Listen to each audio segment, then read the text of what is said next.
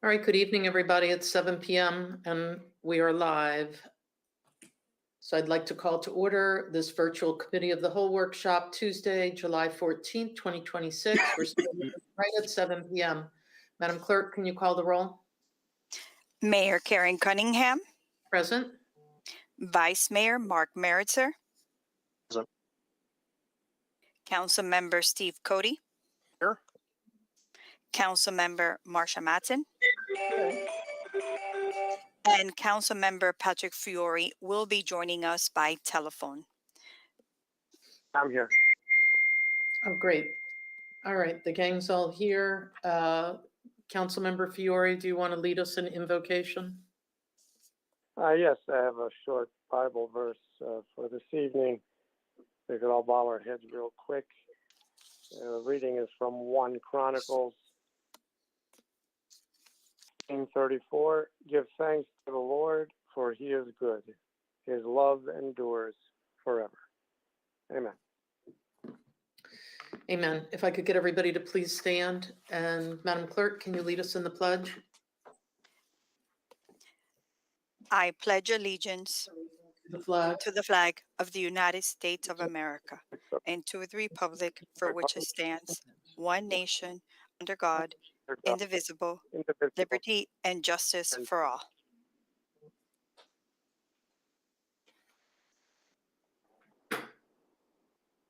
Thank you.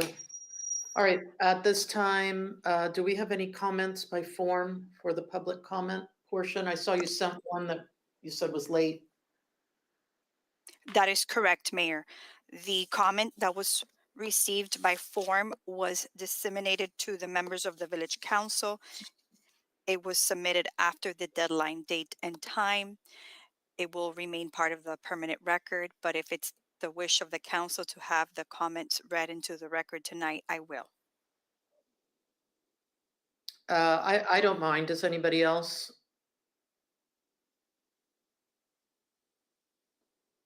All right, Madam Clerk, go ahead. I don't see any objection. Go ahead and read it. The comment was received by Mr. Henry Clifford, 8875 Southwest 171st Street. Please add the promised speed controls in the Benton Park neighborhood south of Perrine Elementary. If petitions are needed, tell me. If engineering is needed, fund it. If the school board or county needs to be contacted regarding speed limits and zones, please contact them. We expect the bridge opening to create more traffic in our neighborhood, not less. Thank you. All right, with that, and I'm taking a look, and Olga, maybe you can tell me. I see names that I don't recognize in the lobby, but it appears as though it's staff or people that are on the screen. We have Katie Cromwell, Lori Smith, Lala. If I'm saying that incorrectly, my apologies. Morellis Gensler. Are these all panelists, Mr. Manager? Hannah, I see Hannah Palmer. And so you've got a mix, Madam Mayor. Myrellis is our stormwater engineer. Lori is an attorney from Weiss Serota. I don't know if anyone else is hearing that high pitched, almost like a fax machine noise. If you're not speaking, if you could please mute. I don't know. I'm not sure. We'll have to troubleshoot it, Madam Mayor. Katie, I believe you're from Reftelis. Is that correct? Yes. Okay. So I think that covered everyone, Mayor. All right, great. With that, we'll move into the presentations, and we are starting with the Stormwater Program Update, sponsored by Administration. Oh, thank you, Madam Mayor. I'm going to tee up Myrellis here. This actually is going to be the update from Reftelis, and we're going to queue up a presentation. We're going to talk about our stormwater rate study, the methodology that went into it, and additional details. So with that, Myrellis, you've got it, and take it from here. Thank you. Good evening. My name is Myrellis Gensler, as the village manager said, and I'm the stormwater engineer. We've been working very closely with our primary consultant, Kimberly Horn, and their sub-consultant, Raf Ellis, who will be presenting for you today on the proposed changes and additions to our stormwater program and our stormwater infrastructure. So in our weekly meetings, we discussed our vision for the stormwater program with input from our vice mayor and our tree board, and we itemized what is needed to move towards our goal within the next 5 years. We have also provided Raf Ellis with our operating budget, the progress of our current and upcoming projects, and an updated CIP for the utility system that we put together with Kimberly Horn. They are combining the information provided with our vision for the future to provide a proposed stormwater fee at the end of the study. Interlocked with this effort is the stormwater master plan that Kimberly Horn will be developing once we receive the awarded grant funding. And we're also looking to incorporate CRS objectives into that master plan to reduce our CRS rating. I just wanted to give a little recap of everything our wonderful consultants have been working on. And now I'll pass it on to Katie and Hannah from Raf Ellis to present the stormwater program update. Great, thanks so much. I believe Hannah is going to be sharing her screen with the presentation. And I may need somebody's permission to share my screen. I have it grayed out. It says I need to ask an organizer. All right. I think we are looking good.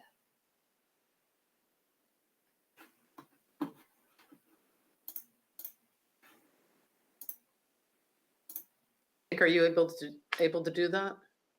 Got a spinning little dot, but I have clicked share. Okay. Oh, very good. Can everyone see that? Yep. Great. Okay. Great. Well, hello, and thank you so much for having us here today. My name is Katie Cromwell, and I'm a vice president with Raf Ellis and the assistant director of our stormwater practice. And we work with stormwater utilities across the country as they look to update and implement new stormwater programs.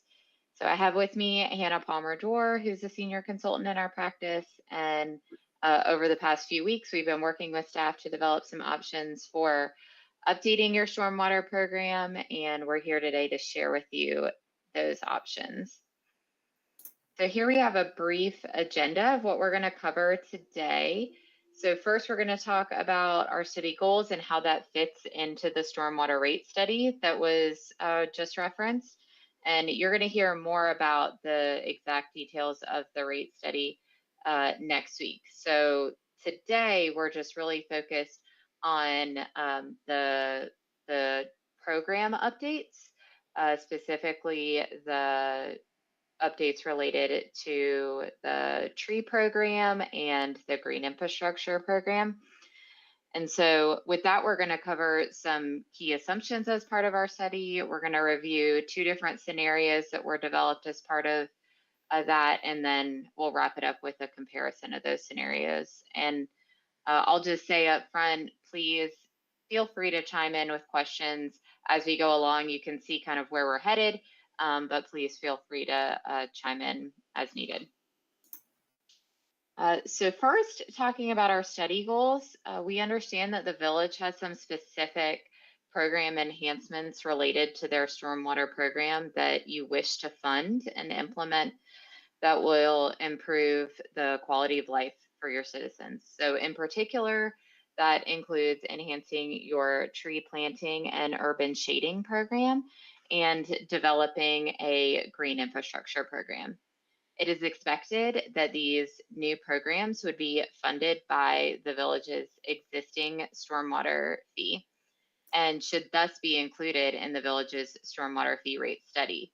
So for this programmatic study, we worked with staff to develop a program and funding framework for the village's stormwater program that would allow you to build on moving forward. So we're going to review the projected program costs to support a 5-year period to support that desired future level of service for specifically the tree and green infrastructure programs.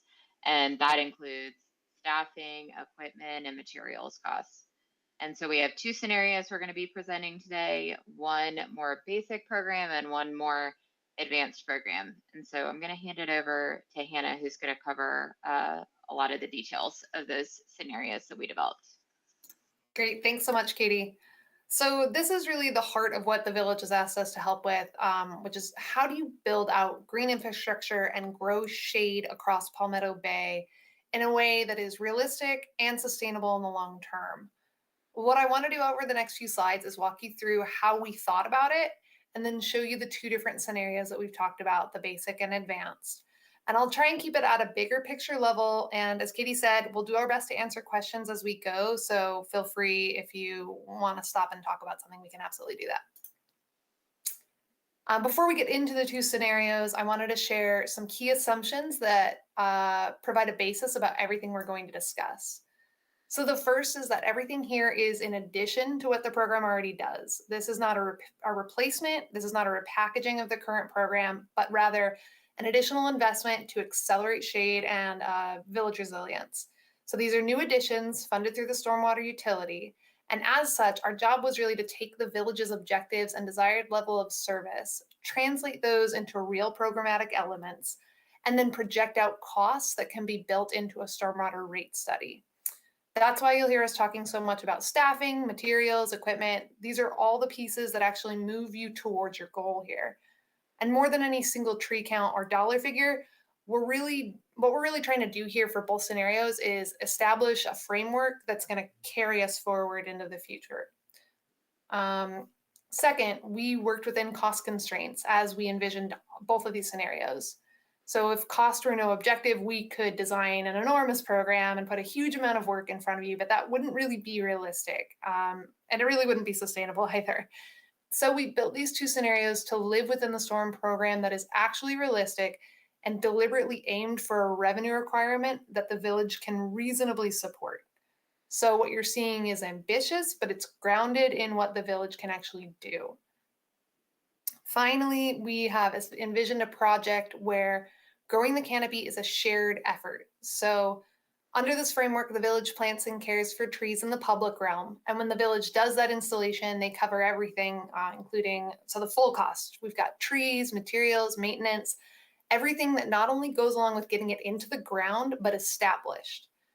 We've built in support for trees on private property as well. And this is where the split comes in, where the village provides the tree and the residents handle planting, materials involved with planting, ongoing care, and maintenance.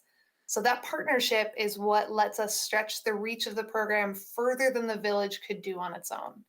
And we'll try and show this really clearly in each of our scenarios between village and private tree installation. So with those assumptions in mind, we can move forward to our next scenario, or our first scenario. So our first scenario is what we're calling the basic program. Think of this as steady, sustained momentum. The village is planting trees every year, both on public land, and then supporting residents on private property. So over 5 years, that adds up to roughly 460 new trees. And to do that work well, we've built in a dedicated shading crew and some contracting dollars, so the village isn't stretched thin when the work picks up. And then if the workload gets heavier than the in-house crew can handle, these contracting funds can be used to bring on extra hands, any additional equipment that the crew might not have already, and it really keeps the program from stalling due to any staffman or equipment gaps. On the green infrastructure side, this scenario provides modest funding for opportunistic projects. So funding is available to take advantage of good projects as they come up rather than a large standing program. So for instance, if the village is already repaving a street or redoing a parking area, we could add a bioswale or a rain garden into that project while the ground is open and while the crews are there. So in that kind of a case, you can capture the stormwater benefit without bearing the full cost of the project as a standalone or independent endeavor. Another example, this funding can also be used as like a cost gap, to close a cost gap. So if permeable pavers cost significantly more than standard pavement on a specific project, this funding can be used to cover that difference so that a greener option that is beneficial to stormwater management is actually feasible instead of being something we just can't do. Lastly, as part of the stormwater program, This includes a stormwater piece that Katie mentioned, which is a vac truck and crew to support the system. So the idea here is a program that's real, that's durable. We get trees in the ground, we have private partnerships, and just as importantly, we keep all of our trees alive, healthy for the long haul. Our second scenario is more ambitious. So we're looking at the same structure, but a bigger push on all the fronts. So here the village is planting at a significantly faster pace, and we have closer to a total of about 1,540 trees over the 5 years. And to support this accelerated program, we bring on crew earlier, so the work starts sooner. And then we add an additional arborist because of this scale. We talked to the arborist and he let us know you really want that expertise caring for the canopy there. And then we've also put in additional contracting funding to keep this pace, to keep up with all of these trees that we're envisioning planting here. Under this program, the green infrastructure steps up as well. So we've got more funding to pursue projects as they arise. And the stormwater component stays the same as that first scenario. So we're looking at a vac truck and crew. So we have our two scenarios here, and let me bring them together on our scenario comparison slide. This comparison slide also breaks down the full costs for each scenario by shading costs, green infrastructure costs, and stormwater costs. All the costs here are shown. These are total 5-year costs that have been inflated. And what we're seeing is that looking from the basic to the advanced program, is the investment roughly doubles. This is really a reflection of that pacing of shading. More trees sooner with crews and appropriate care. So the costs, we've also shown an average annual cost here too. And I would offer one important way to read these figures. I know it's really tempting to just take the number of trees and divide it by the annual year cost, but what we really want to stress is that really understates this. The great majority of this cost isn't necessarily, dollars per tree, but really it's the crews, the material, the equipment, the years of maintenance, and the establishment of trees that we're trying to keep a canopy alive and growing. So these scenarios don't just model the shade, but literally that we are building shade. It literally grows over time, and it stands up to the capacity to sustain it. So with that, I'm going to pause there. Love to hear any reactions, questions. I can't, can you close out your screen if you don't mind? Because I can't see anybody to ask. There we go. Thank you. No problem. Questions?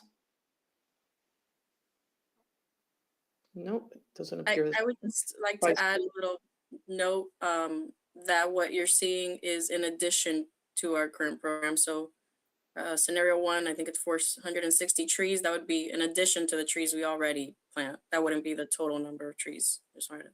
That's true. Thank you so much. This is additional costs as well as additional work. So Thank you. Vice Mayor?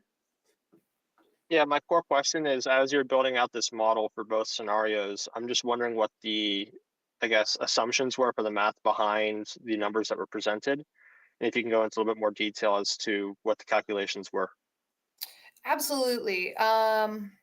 And I can get as detailed as we'd like, but let me try not to get too nuts in front of everybody.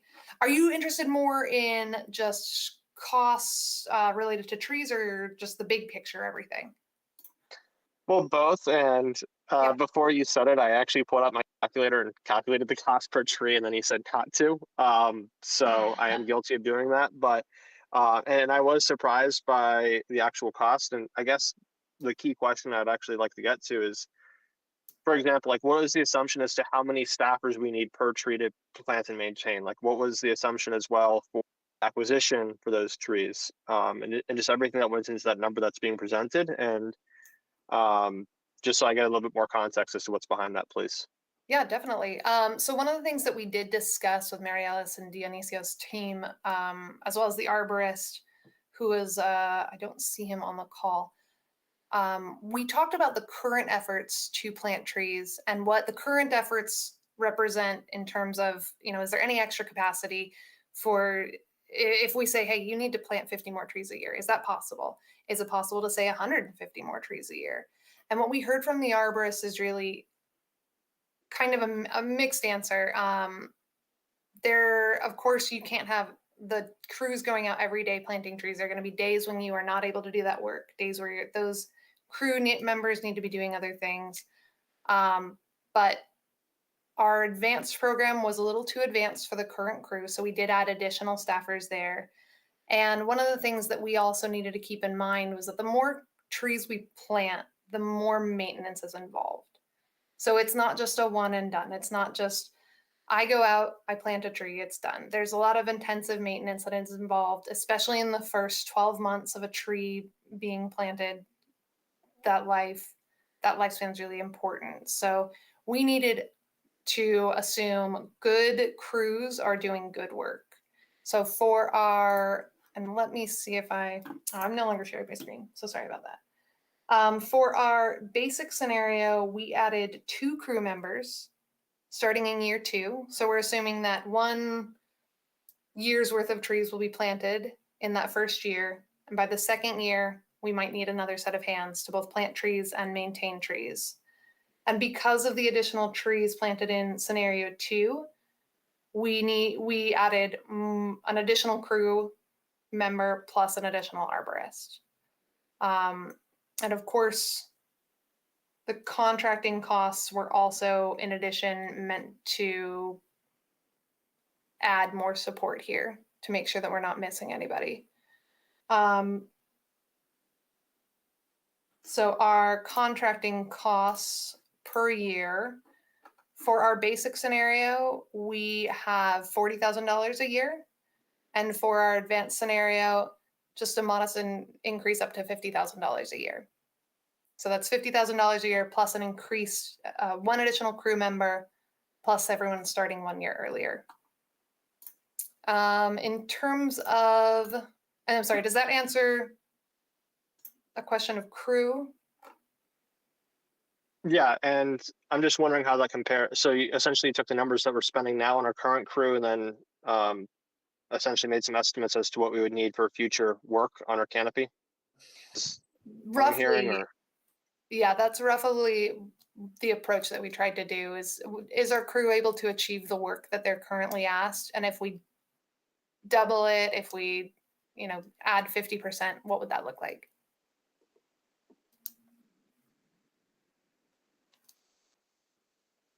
And did you have questions?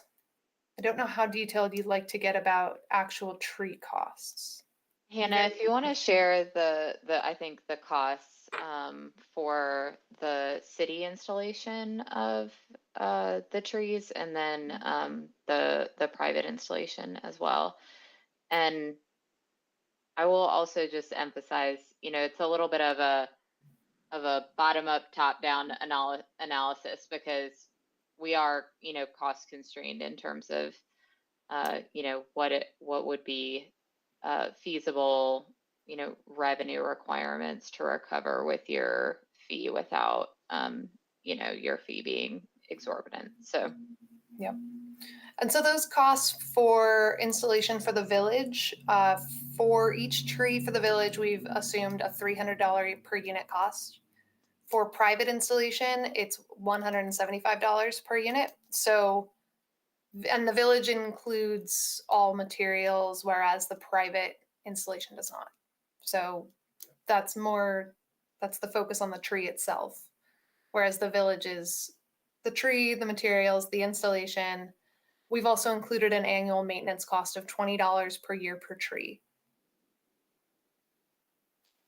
Any other questions? I have a quick question, and I know you're in the process right now, is my understanding, or you're about to enter a process. We don't have a number yet, right? In terms of what the increase potentially should look like. We don't have final numbers. That is something that I believe is going to be discussed next week on the July 20th meeting. So the rate study is currently in progress, but we have looked at a range that we're hoping to get to, which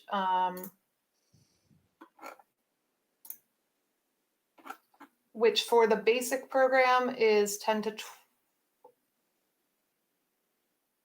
to $12 per ERU, and I believe the advanced is 11 to 13 per ERU. Katie, do I have those correct? Roughly? Yeah, that's correct. And again, our colleagues are kind of trying to hustle and finalize the rate study, so that's a little bit up in the air. But yeah, I think that's the right range, and you'll get more refined numbers next week on that. Great, thank you. Sorry, thank you. That to me is the most important part of the presentation. So thank you. Are there any other questions, comments as it relates to the presentation, or questions for the village manager or Director Torres? No? Okay, Councilwoman?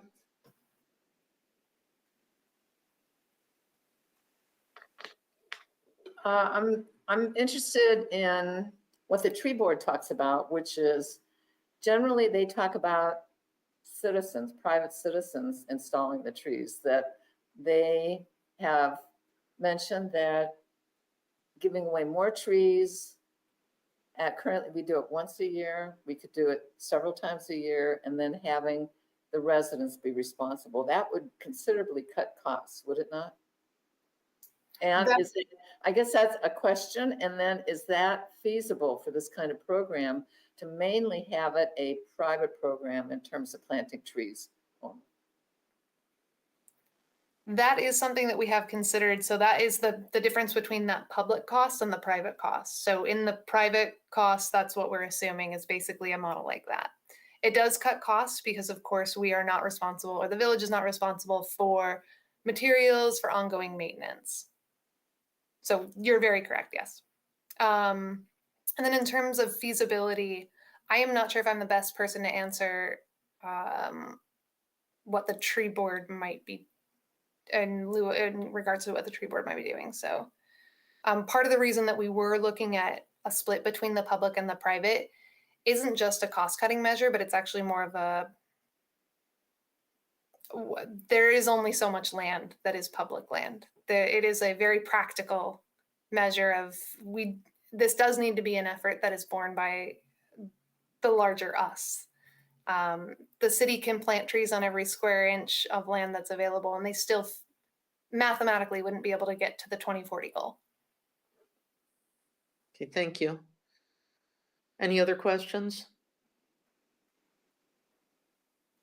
Okay, thank you, ladies, appreciate. With that, we will move into stormwater program update by Reptelis Consultants, sponsored by Vice Mayor Merwitzer.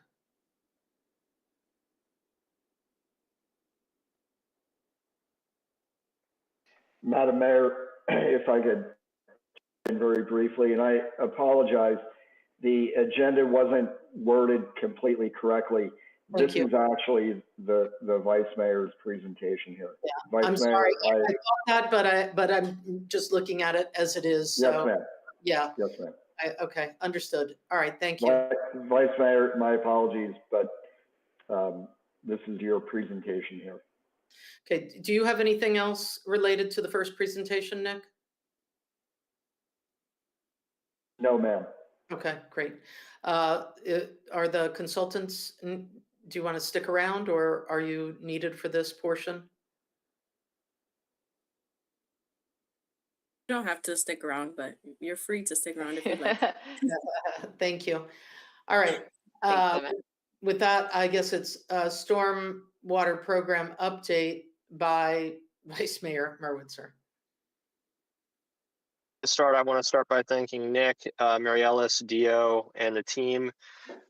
We've had several meetings about this in the last, I would say, 4 or 5 months, and this is something that I've been eyeing since I took office back in December of last year. So before I get into the actual policy two things. One, it would be great to have the PowerPoint brought up. I can't screen share, and I unfortunately don't have it downloaded on my computer properly. I'm trying to get this set up. So I'm wondering if the village clerk could actually be the one to go ahead and share the PowerPoint presentation, just go through it.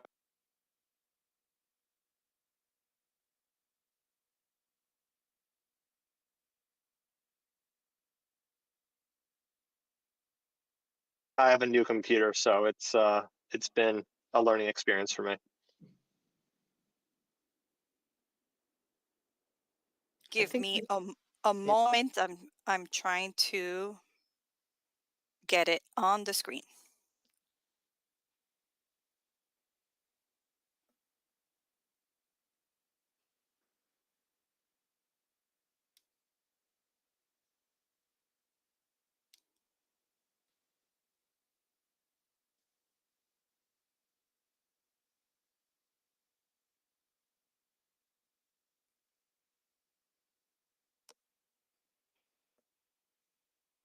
Okay.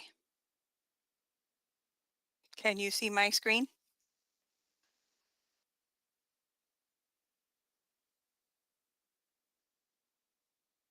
Yes, I can see it.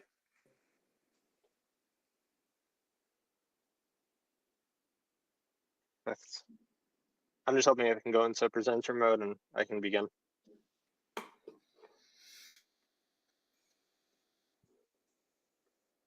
If I could just advise everyone, if you look at the very top in the center of your screen, you can click on that top button. It may say hide everyone, and you can change it to active cameras, and it'll bring up the whole group so that you can see everyone. Thanks. Perfect. So before I get into the actual policy, I want to explain why I was bringing this forward in the first place, because I feel like policy can only make sense if you understand the full premise.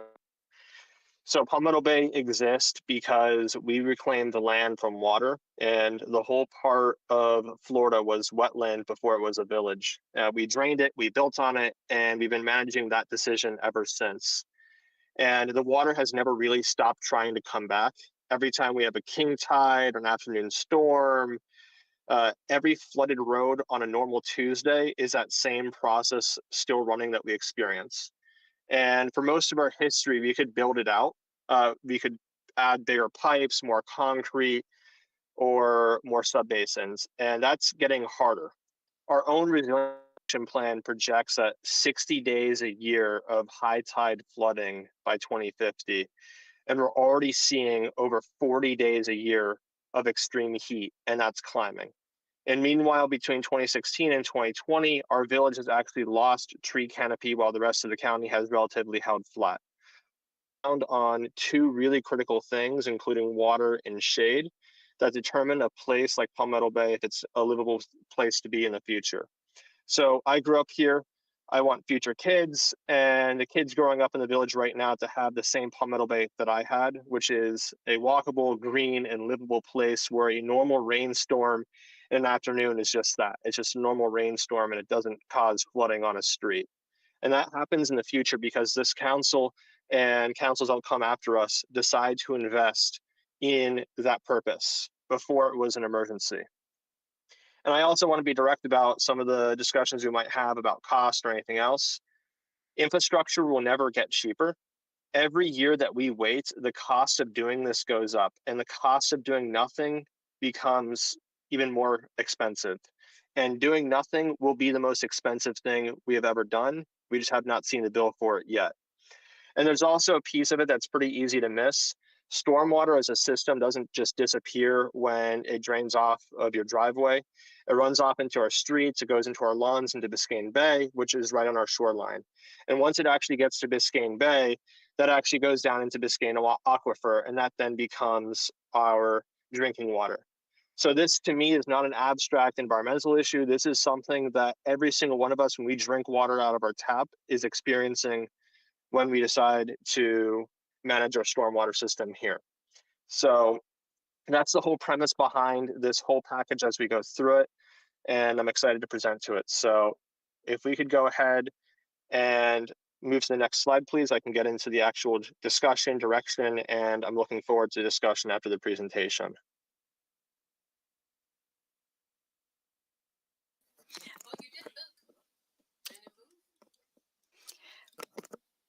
I apologize, Vice Mayor and Council, but I'm experiencing technical difficulties with the presentation on my end. I have our Director Carval here trying to assist me. I could upload the presentation into GoToWebinar as another option and or email it to the entire council right now. If you just bear with me, and I apologize.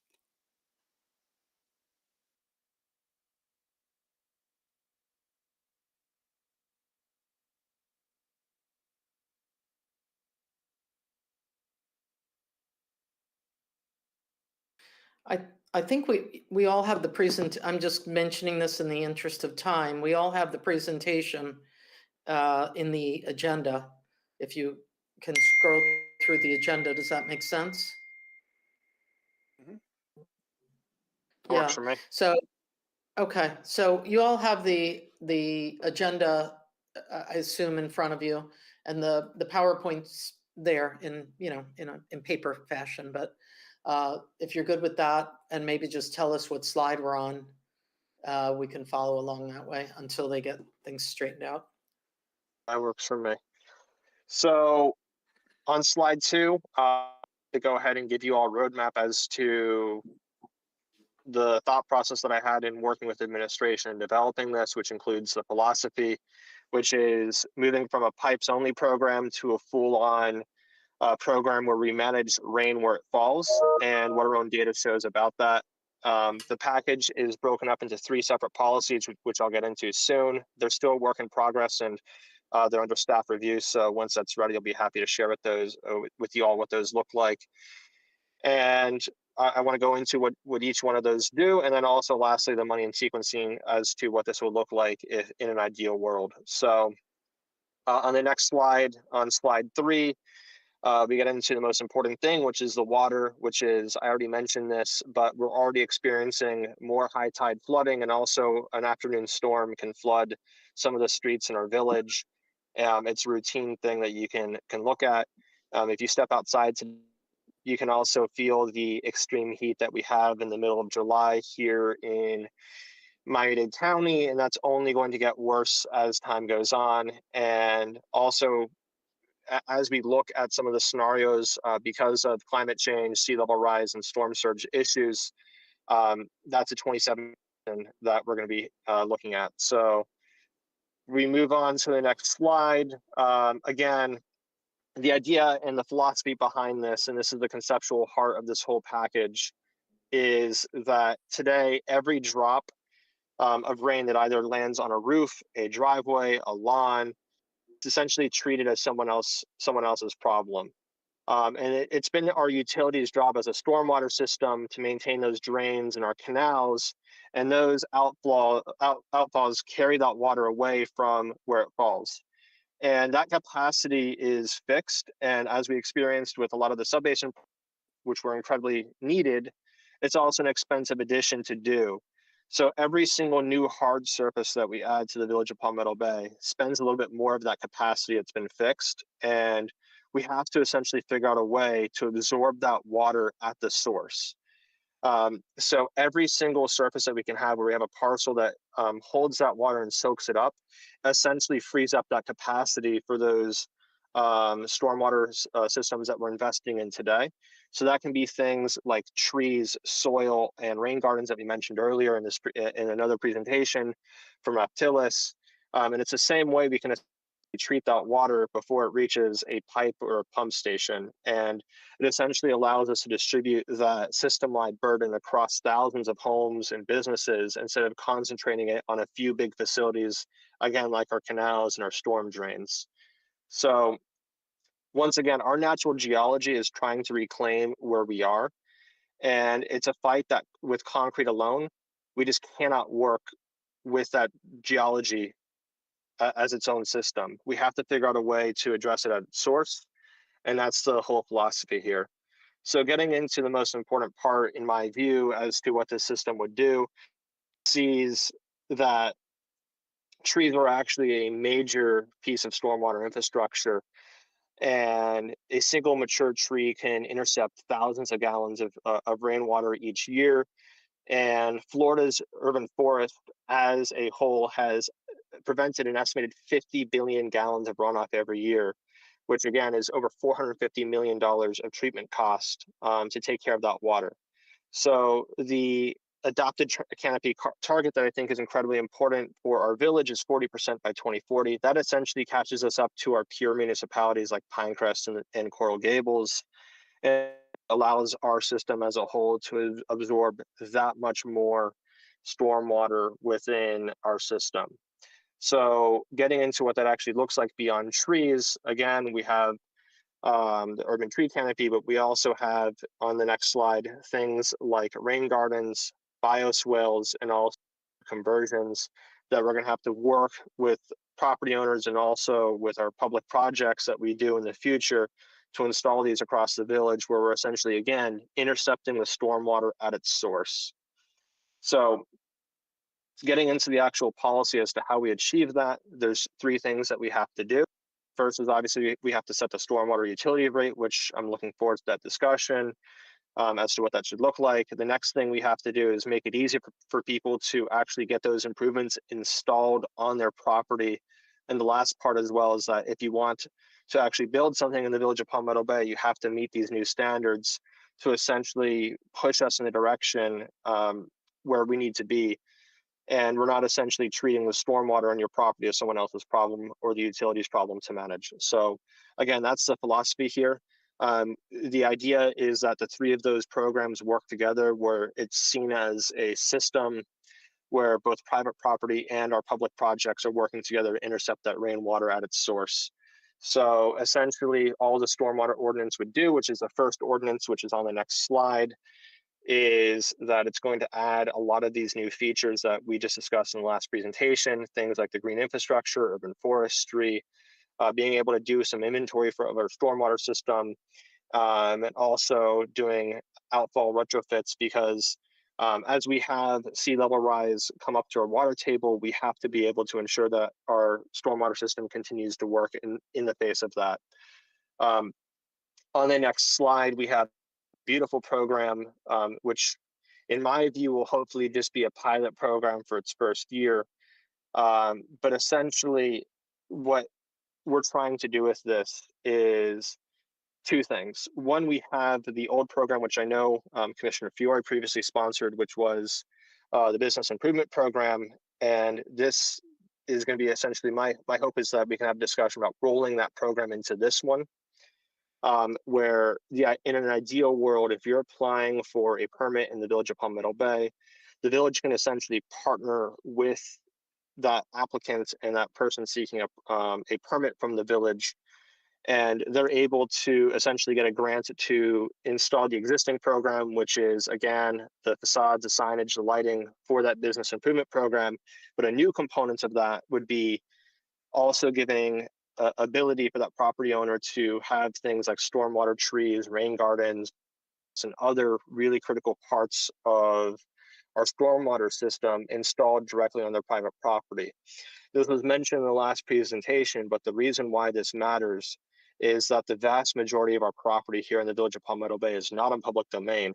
So we can invest all we want in our public domain water system, but unless we're essentially able to treat every parcel as part of that same system, and eventually it's going to become a public cost with whatever actually lands on that private property, we're essentially not doing everything we can to add that capacity that's needed. So I'm happy to get into more detail as that program is there with staff, but essentially the idea is you walk in for a permit and the village is essentially able to work with you directly to see if we can work with the private property owners to install some of these green infrastructure items for the village of Palmetto Bay. So again, on the next slide, it talks about some of the ways that we actually get there, but the idea is to essentially make this as close to a turnkey as possible, where prior to the development of this actual ordinance and prior to the implementation, we're actually able to essentially give people a menu of standard designs at a bulk rate, and we're able to install those directly with the property owner at those pre-negotiated rates. And you could either work essentially with a pre-qualified contractor to install that rain garden, like let's say you're tearing up your driveway and you want to install a new one, you'd be able to have that contractor come in and put that on your property as you're working with this, and you funds while you're doing that work already. So that's the philosophy behind it, where we have essentially a menu of preset designs that we're able to install in as many places as possible to add that infrastructure as efficiently as possible to private property. So that's the hope. And again, the idea here is for this to be a pilot in year one to essentially get that feedback and understanding as to what that program would look like and move from there. Moving on to the next slide, and I'll pause for a second here because the Land Development Code on its own is another significant addition to our current. And I want to see if there's any questions from council to see where we're at. Other questions? Okay, go ahead, Vice Mayor. Perfect. So the Land Development Code is a major update to our, and a lot of what's actually in this Land Development Code was actually taken directly from policies that are in our comprehensive plan, and also some of the recommendations that we have in our own resiliency action plan. So that includes things like our green infrastructure requirements. It includes things like the tree plan property.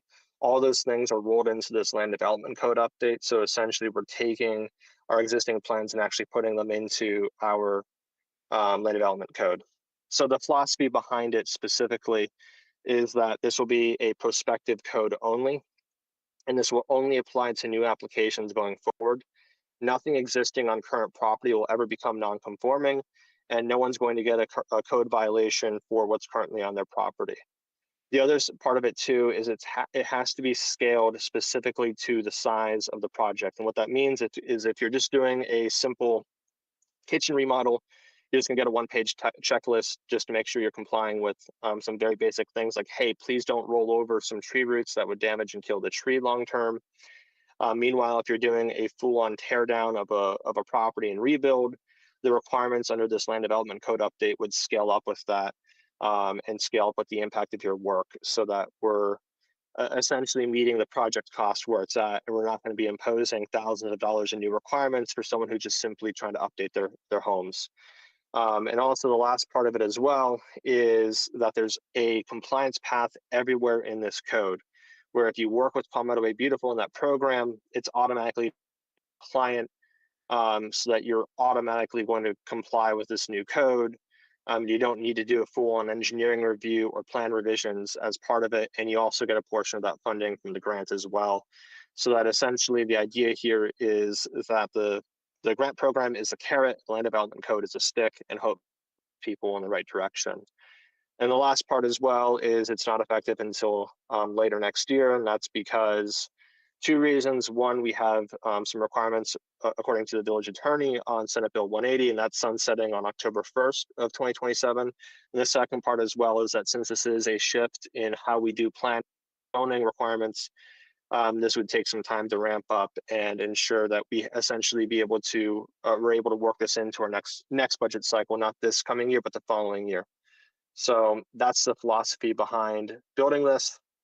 So actually getting into the specifics as to what's in the Land Development Code on the you have a couple of really important items. The first is that if you're building a parking lot here in the village of Palmetto Bay, you're going to be required to actually provide some shading for it. The current code is a percentage based, and this would ramp it up to an actual space-based where you start off with 1 tree per 8 spaces where we're at today, and then stepping that up gradually to 1 per 6 and then 1 per 5 on a year on a schedule, so that as time goes on, the code gets a little bit more strict, and it also gives private property owners time to prepare for this. And each well, and this is the important part of it, you can see in other cities that have tried to do this sort of work, where you'll just plant a very narrow strip of soil and essentially give those trees in that area very little room to grow and work with, and essentially get dead trees in a couple of years. So this specifically address that challenge and essentially require that every tree gets actual soil to grow and reach maturity. The next part as well is, for new construction and major redevelopment on commercial properties, they're going to be required to hold the first inch of rainfall. This is something that was taken and inspired by directly from our comp plan, and then rising to 1.5 inches by year 12. And the reason for that as well is that whatever happens on your private property is eventually going to impact the utility as a whole. So we have to do what we can to retain and capture some of that rainwater on site, so it's not getting into our system. That's another component as well. The other part as well is turf reduction. So if you're doing a tear down or rebuild or a major re-landscaping of your property, we're going to be adjusting the cap from 60% to 40% of the required landscape area. That's actually in line with some of the other codes in Florida that have been a little bit more aggressive. And the rest of that has to go to native trees, groundwater, or other permeable planting. The other part of it as well is that if it's within 20 feet of a canal or drainage feature, it also cannot be within that area.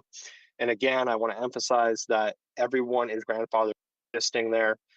There's not a requirement in code to rip up your lawn tomorrow or do anything unless you're essentially tearing down your property and rebuilding it, or if you're ripping up your entire landscape project and redoing it, which is already doing substantial work on your property. So again, this is prospective, and this has nothing to do with current property.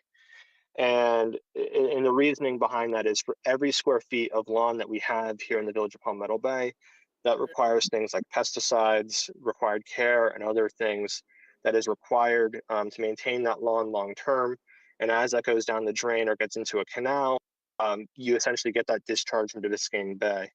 And one of the things that we've consistently seen in our canals, if you just, for those who live on a canal or live near a canal and have seen it, one of the most common things that you see in there is a bunch of grass that's from a lot of the lawnmowers going through, and this essentially takes direct some of that. And the last part as well is that if you remove a tree, you have to replace the canopy area, not just the tree count. Essentially, right now, if you're cutting down a tree, you just have to replace it. This actually measures it by canopy coverage, so that we're actually not losing canopy as a result of people taking out trees on their property. There's some state law that exempts some of this. I'll get into that in the next slide. So the next slide has, for a reason, protecting the trees that we have, and the philosophy behind this specifically is that it is much cheaper and much more cost efficient to maintain the canopy that we already have than have to go around planting new trees everywhere in the Village of Palmetto Bay, as we just saw in the last presentation. So this is as important to me, and also to the math behind this, as our own tree planting program, because we have to be able to keep up with at least the loss, and we have to essentially reduce that canopy. So essentially, a preserved tree provides in 1 year what a newly planted tree takes 15 plus years to grow. So again, it's about keeping what we already have. Essentially, what our code currently asks is that you show the trees are in the permit sketch. And what this would do is that if you're doing work that requires heavy machinery in the tree's root area, you essentially fence it off and you don't put heavy equipment or machinery in that area. It doesn't require an arborist to come tables and make determinations about it, or if you're just trying to do some basic work on your house, it just says, hey, if you're bringing heavy equipment on your property that has risk, don't put equipment on near that tree in its root area, because that kills the tree.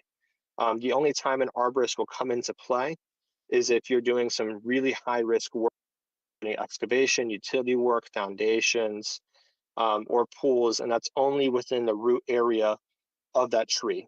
And that's also only for trees that are more mature. So this is not like Coral Gables, where again, if you want to just do a resurfacing of your pool deck, the city is going to require an arborist to come in and give and provide the city a whole bunch of information. This is a lot more simple. essentially, hey, tell us where your trees are, and also make sure that they're not being impacted. And lastly, as well, routine yard work as well is not being impacted. And this is also that mirrors Miami-Dade County's code of Chapter 24, which prevents tree abuse and the provisions around that. So this is not a new standard that people haven't seen before. This has been done in other places. So in summary, what this means for single family homes, most permits, if you're just trying to get a fence or roof in or a small addition, this just asks that you provide the village a simple sketch where your trees are, and just please don't put equipment on your tree roots. For larger projects, the philosophy here is that if you're adding hard surface or impervious surface to your property or resurfacing it, you essentially try and absorb and inhibit some of that stormwater from rolling off your property and impacting the rest of the system. So the idea is you can plant some stormwater trees or go through the Palmetto Bay Beautiful program and get that planted on your property as well. And the last one is if you're doing a full tear down or rebuild, the standards become a little bit more stringent, where it kicks up to the reduction for turf to 40%, and also kicks in with the restriction on not having turf within 20 feet of a canal or swale.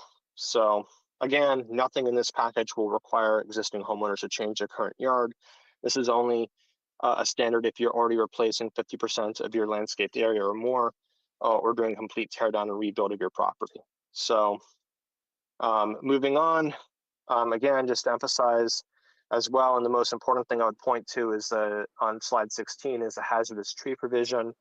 State law, unfortunately, where if you hire an arborist and say it's a dangerous tree, you have to allow that property owner to cut it down. This provides a pathway to comply with that state law as its own separate methodology.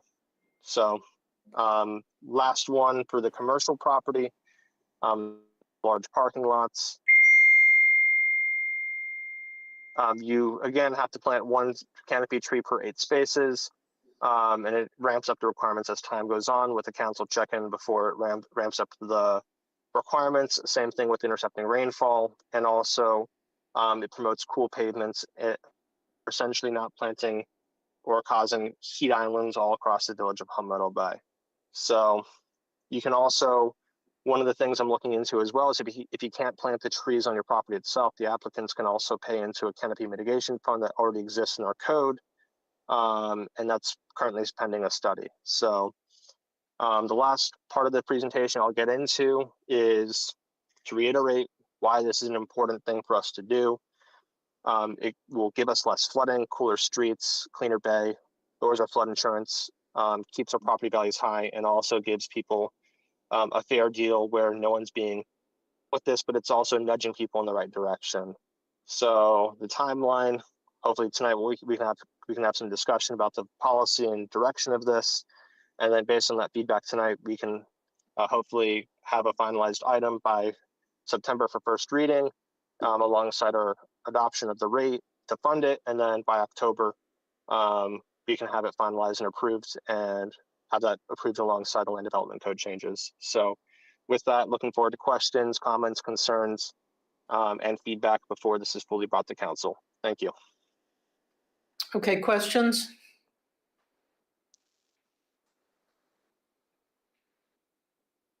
Okay, and Pat, if you have questions, you'll just have to chime in because I can't see you, so just speak up. I have a quick question because this is obviously far more expanded than the presentation that was given to us just a few moments before your item. So what is the cost?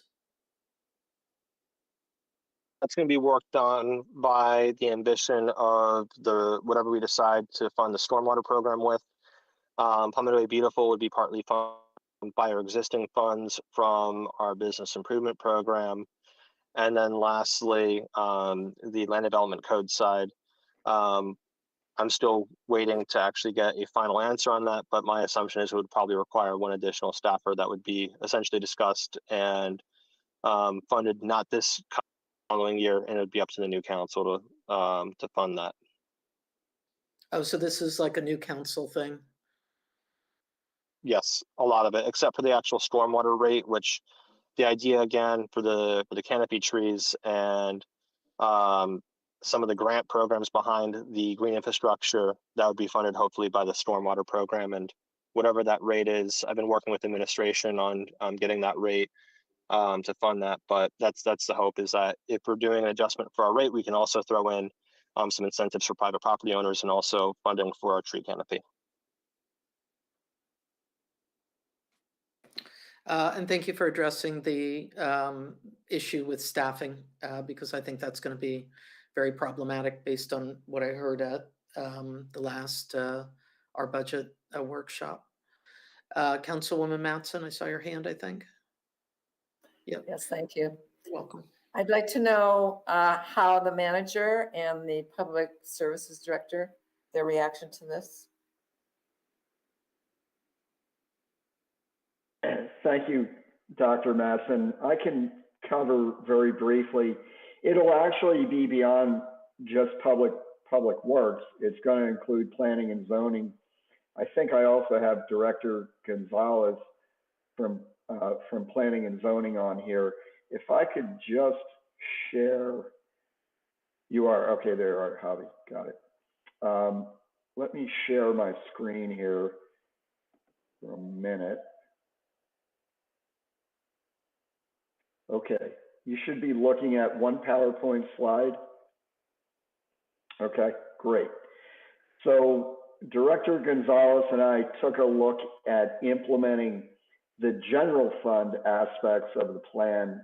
We'll cover the stormwater costs, and I think our Raftellus consultant already, kind of foreshadowed where we think that cost will be in terms of ERUs. So if you look at the new program costs here, there's a couple items on here. The Veterans Park doesn't apply to what we're talking about, but we were just looking at what would additional program costs be as we move forward. I think the Vice Mayor brought up there would be additional staffing required to implement the Land Development Code part of it. Chiefly, you would probably need someone like an arborist, certainly someone who had an arborist certification, to run the LDC aspects of the plan. So you can see the costs there.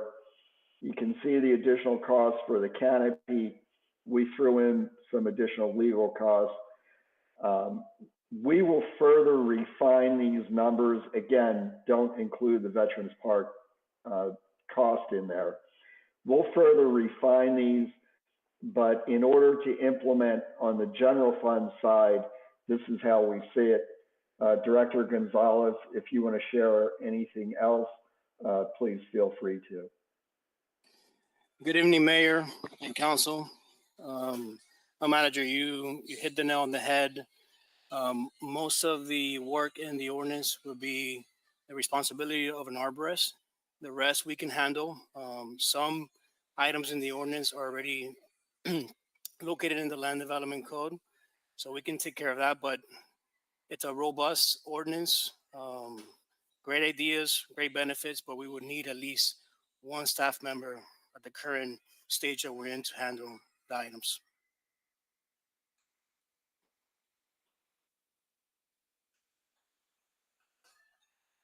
Okay, are there any other questions? May I have a follow-up, please? Of course. So, Mr. Manager, then, do you think this is a good program? This is something that Palmetto Bay could use and make it a better environment for the village residents? I do. I mean, I think it's a good program. I mean, obviously, this is a policy decision for the village council. We would need to resource the program. We do have challenges in that, but I do think it's a good program. I would also just emphasize as well that the program would really kick in fiscal year 27-28, and not this following or this coming one. So this would be a discussion for the next, the best way to execute this. Nick, could you bring back up your slide?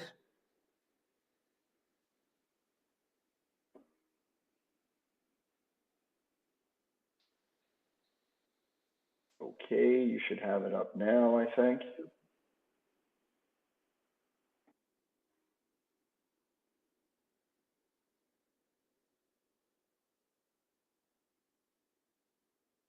Is this a presentation that we already have, or is this, because I see other slides attached with it? This is not a budget presentation. No, ma'am. Yeah, I mean, obviously, if the village council wants it, it's a public document. I'll send it to you. This was an internal planning document that we put together, not only to assist the vice mayor in doing his presentation here this evening, but also as we were preparing all the data that we would need for the fiscal year 27 budget. This was one of the presentations that we put together that would support both. That's why there's a Veterans Park. I see. Yeah. Okay. And that would actually be for the design and permitting of phase 2 of Veterans Park. So in some respects, wouldn't it make sense to get a jump start? Just saying. On which one, ma'am? On Veterans Park here? Millage. On millage. Oh, on the millage. Money, yes. Money in general. Yes, I mean, Thank I you. know, yes, ma'am. Okay, are there other questions, comments, any kind of discussion? Okay, Councilwoman, I'm sorry, Councilwoman. Oh, I just would like to congratulate the vice mayor. This seems to include a number of proposals or laws that we have, the land development plan, the resiliency action plan, the conversation from the tree board, conversation from the resiliency committee. I would say this is a really good plan in terms of incorporating ideas from all of them. And I want to congratulate you on that. That's really good. I do have some question about where the money comes from. It strikes me that this comes primarily from the stormwater fee. And that right now we're talking about the millage rate, but that's really, in my view, and correct me if I'm wrong, that's what our discussion is about.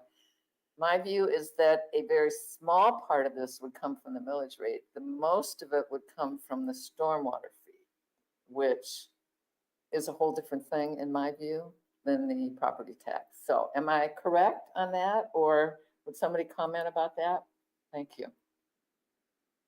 I'll defer to the vice mayor, but yes, ma'am, I think you're correct. The majority of the funding will be borne, I mean, the majority of the program is in the stormwater fund, but obviously there are general fund costs in order to implement the land development code aspects of it and the Palmetto Bay Beautiful program. Yeah, so to answer your question, and to carry off of what Nick said as well, a large part of it too is in the previous presentation, we mentioned hiring some arborists. The hope is that those arborists would support some of the aspects of this program. And a lot of this as well over some of the existing grant funding that we have for the business improvement grant program that would go into this. So essentially it's merging the stormwater program and the existing grant program for the business improvement grant into one program as a whole. And on the back end, that's where we would decide the funding allocation as it comes up. And the idea as well is to scale this over time. So for the first year, especially for the grant program for private property owners, this would be a very small scale program just to get feedback and also solicit some of the learnings as to what to building out a program like this. And same thing for the stormwater, the actual planting the trees, that would hopefully come from that stormwater fund as well. So the vast majority of this would come from that stormwater fee is how I envisioned it. And you don't know what that stormwater fee would look like yet? You'd No, work but with the framework, I but mean, if to I be heard, blunt, like I'm open to whatever it needs to be is what it needs to be. Because to me, and I mentioned this earlier, the cost of doing nothing here is significant. the framework, the, uh, the framework that you're, looking at, would, because what I heard you say was it would fit within whatever these potential two silos are, for, increase in stormwater fees. Yeah, and again, I'm willing to have that conversation as well. Well, And I go back to this. that's why I'm asking. um, I'm having the conversation right now. Yeah, So I mean, I'm trying to infrastructure figure, is not getting cheaper. yeah, no, I know, but I'm just trying to figure out, is it gonna be in with this $10 to $13, or is this above and beyond the $10 to $13? That, you know, that's what I'm trying to figure out. My understanding, and Nick, feel free to jump in, but my understanding is this would be within that range of 10 to 13 or 11 to 13. I think so. I think 11, 13, yes. And Nick, staffing, would come from the stormwater fund fees? It would, ma'am. Okay. Are there other, questions? Comments. Okay, I heard someone say comments. Councilmember Cody, we haven't heard from you yet. Go ahead. Well, thank you. I want to begin by separating premise from proposal. I agree that trees, permeable surfaces, rain gardens, bioswales, and other forms of green infrastructure can provide public benefits, but that general proposition does not establish that the three proposed ordinances are financially responsible, legally appropriate, administratively workable, or effective in addressing our village's actual flooding problems. The presentation relies heavily on attractive photographs, broad environmental statistics, and reassuring phrases such as inside existing means, grandfathered, which I have to tell you as a grandfather, I always like to see, and automatic compliance.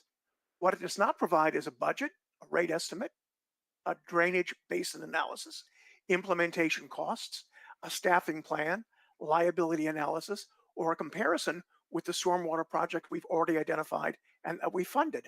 The presentation begins by suggesting that the village faces a choice between continuing to build pipes and managing rain where it falls. That's a false choice. No one is arguing that we should rely exclusively on pipes, but the actual question is how we should allocate limited stormwater dollars among drain maintenance, basin improvements, outfall retrofits, canal work, monitoring, and the proposed new private property grant program. The presentation also tells us that the water is not waiting on us. That may be a compelling slogan, but urgency's not a substitute for analysis. The existence of a serious problem does not prove that this particular solution is effective, affordable, or properly designated. We're given statewide statistics about trees intercepting rainfall and Florida's urban forest preventing runoff. These statistics assert that trees are beneficial. The statewide statistics, however, do not tell us how much flooding this package would prevent in Palmetto Bay, which streets would benefit, or how much each gallon of avoided runoff would cost. Calling trees, landscaping, and private driveways infrastructure does not answer these questions. A definition is not an appropriation. Expanding the definition of stormwater infrastructure does not expand the stormwater fund. And that is the fundamental problem. The presentation proposes expanding allowable stormwater expenditures to include urban forestry, private rain gardens, permeable driveways, cisterns, consultants, contractors, inspections, monitoring, and outreach. But expanding allowable expenditures does not create additional revenue. It creates more demands on the same limited fund. Now, Mark's deck calls year one a pilot, quote, inside existing means, close quote. Yet it also calls for consultant design standards, a program manual, contractor procurement, inspections, direct village payments, a new fiscal year 2027 budget item, and ultimately a stormwater rate ordinance. The program requiring new appropriations and a new rate ordinance is not self-evidently inside existing means. And a call to decide all these things less than a week before our second budget workshop is, I think, frankly, irresponsible. So before we go any further, I want to ask a very simple question. And this follows up on the question that the mayor raised. What stormwater fee increase is being proposed to pay for this package?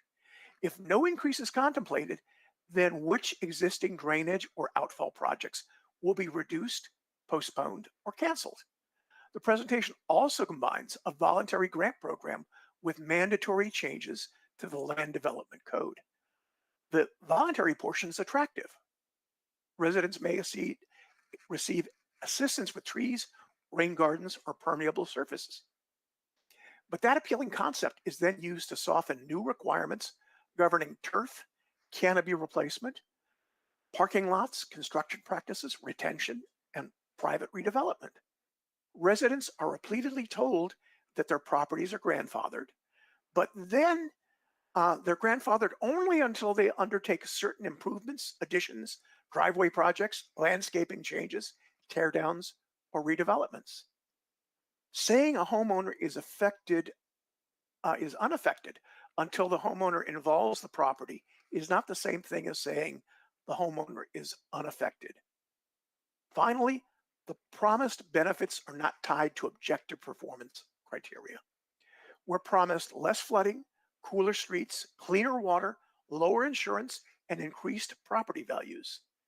But we're not given baseline measurements, geographic targets, cost per gallon calculations, or standards by which the pilot would be judged a success or a failure. And a pilot without measurable success and failure criteria is not really a pilot. It's simply the first year of a permanent program. The burden is not on anyone here to prove that trees are bad. The burden is on the sponsor to prove that this package is affordable, lawful, measurable, administratively workable, and superior to the competing uses of the same public dollars. At present, we're being asked to approve a menu before we have seen the prices, the staffing plan, or the bank account. You know, it's all fun and games until the waitress brings the check. Here, the check will be a stormwater fee increase, delayed infrastructure projects, new administrative costs, or some combination of all three. I'm not prepared to give policy direction on 3 ordinances until the manager, the finance director, public services, planning, procurement, the village arborist, and the village attorney provide the council with the financial, engineering, arboreal, operational, and legal analysis that this presentation omits. Thank Thank you, you. Madam Mayor. Thank you. Councilman Matson, I thought you had your hand up earlier. Go ahead. Yeah. Yes, I did. Yes, I did. Well, okay. My initial question or my initial request of the manager was to break down what part of this proposed program is paid for by the stormwater fee and what part would be paid for by the property tax. That's what I'd like to see. If you can do that, I'd appreciate it. And I just want to respond to the councilman's comments. Hey, stop. That trees have always been part of the stormwater program. Actually, this is nothing new. And we just haven't really emphasized them, or we haven't really, I've been attending the tree board for years, and they are always distressed over the fact that the environment is not put front and forward as an important part of the stormwater program. And I think that that's what this does. It's not anything different. It's just a plan and an idea that I think is very creative for the village. Of course, it all depends on how much money it costs and where the money comes from, but I think it's a very creative thing. And a lot of these ideas are already in things that the council has already passed. So I just want to say that this is not anything radically new. It's just a moving forward on what we already have said that we want. So thank you. You're welcome. I will just mention that we can't, and the attorney can correct me if I'm wrong, but I know you asked the manager to do something for you. We can't just give them a directive unless we all decide that. My suggestion would just be that if the item is coming, maybe that's something that the vice mayor would fold into, work with the manager to, bring that information, because of course we'll be asking. So, Vice Mayor. Yeah, a couple of things. The first is that this has been a several month long process to this point where we are now. Again, as I mentioned, this involved several meetings with staff to get their input.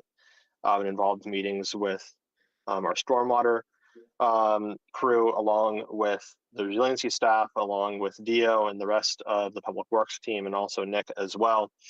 The whole plan from the beginning was to have the conversation about funding these new programs for our residents, which I think will be incredibly beneficial as part of our discussion for what our stormwater fee should look like. And the reason why this is an important conversation to have as well is that at its current, and Nick, if you want to jump in with numbers as well, to correct me if I'm making any mistakes here, but at our current rate, because of the investments that this council has made on capital projects from our subbasins, which I think are incredibly important, mostly a lot of it from grants, some of it from ARPA, some of it from our existing stormwater fund.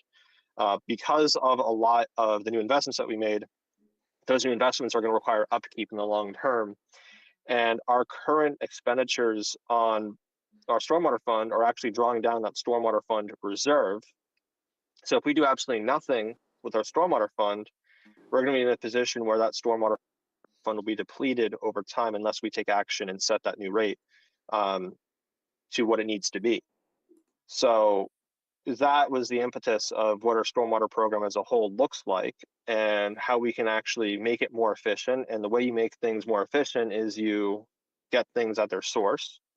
So that was essentially what sparked this conversation, is like, how do we actually have a program that makes sense for our village as to where we are, that respects our geology, respects the history of where we are sitting right now.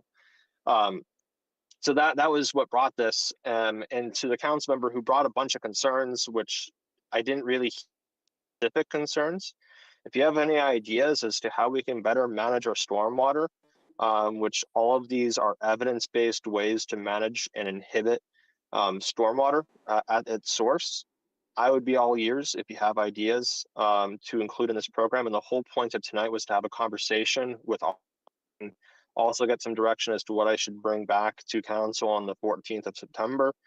By the sounds of it, the most important thing is that breakdown between the general fund and what the stormwater fund will be. And I'm happy to work with the administration and bring that back to you once this is introduced in September. But I would love to hear any ideas anyone else has as to what program. I've also sent it to people who do this work every single day, and I've gotten a lot of really good pieces of feedback, which I'll also be incorporating in that September meeting, including like living seawalls and some other things, if it's possible to include that as some upgrades that are possible. But to me, the whole conversation that we're having is what we're having right here tonight. So if you have ideas, I'm all ears, and I'd love to listen. So I'll leave it at that. Thank you. Yeah, I would just say from my perspective, because I've heard you mention it several times, that not only for this item, but for other items, it's for the next council, it's for the next council, it's for the next council. So I would say in terms of policy, leave it to the next council. What I am most interested in is making sure that we set a rate. You all can work around, the next council can work around that rate with whatever policy you want. But my goal will be to see what the rate is and making sure that we're increasing it so that, perhaps some of this can get accomplished with the next council.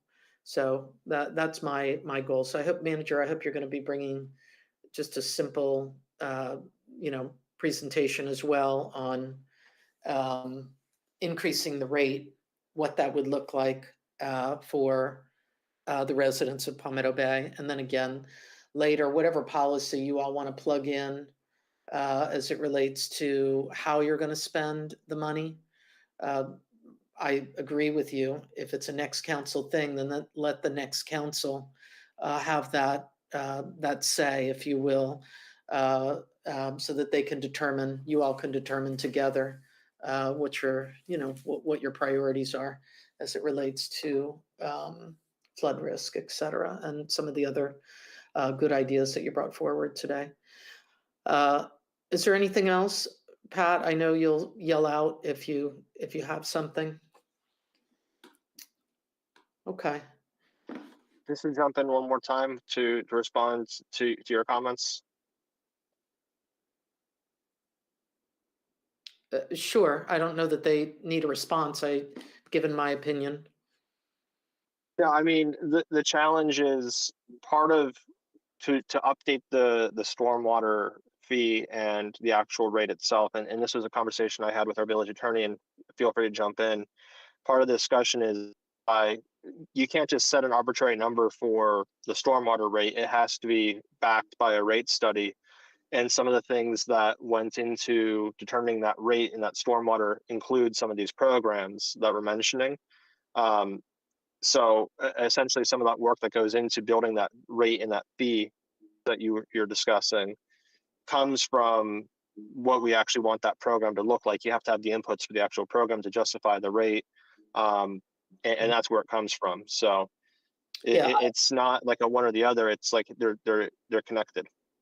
Right, but I believe whatever the manager is going to bring will have a program behind it. If later staff works with council and wants to change some of the policy, I think that's completely appropriate. You can skip up midstream and make the changes. And for the record, it's not my first rodeo. We brought stormwater fee increases several years back. That's why we're at is it $6, Nick? It was a big jump. We were at $3, I think, or something like that. So anyway, I understand the underpinnings, Vice Mayor. Thank you for the explanation. But I also know that policy is meant to be tweaked, changed, brought back, discarded, tabled, deferred for later, and that can be done. We can set a rate. In my understanding, I mean, $11 to $13 is a hefty jump. It's double. So whatever later you all decide, we want to impact here, or we want to tweak this, I think, and Mr. Attorney, you can correct me if I'm wrong, I think policy can be changed moving forward. And I know that we'll have a basis for making the increase just based on, I'll call it the simple plan. No offense, Nick, you're not simple. You're quite complicated.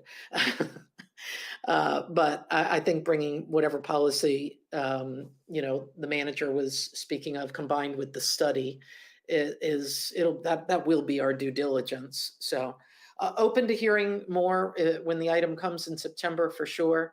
But as I explained, I'm just telling you what I'm focused on is making sure that we've got money to spend on these important things. Some of them might be the things that you discussed.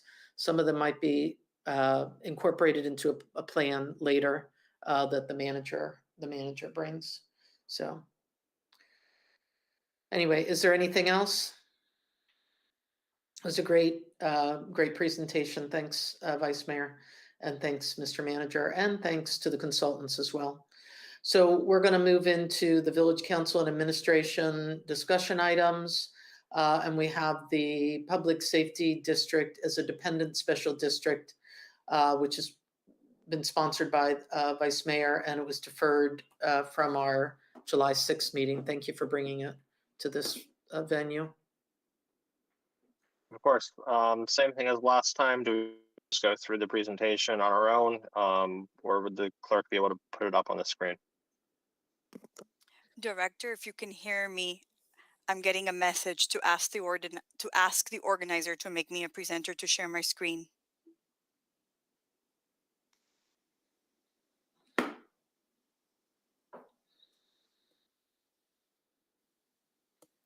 All right, you should be good to go, Missy.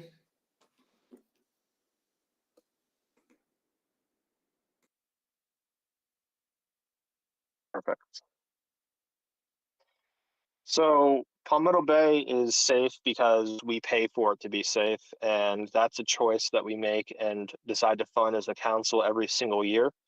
And right now that funding sits in the same pot as it does for parks, for roads, for building and permitting department, for all of our other functions that we do as a village and spend our money on.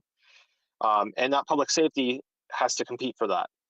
So this proposal on its own does not change directly how much anyone pays, but it changes how our police funding would work, how it sits. So it can essentially never quietly lose ground or be up for competition whenever there's discussions with our budget. And that's the whole key, protect what's working and make it visible for every resident, and do it without costing any additional new tax. So moving on to the next slide, please. What it is, and it's 3 ideas split into 3 moving parts. First is that the police funding will get its own brand new account within the Village of Palmetto Bay, just like how we sit for as a local planning agency meeting and our zoning meeting, how we sit as a village council and then as a local planning agency. The idea is as our budget progresses, we would sit as a village council for our general budget.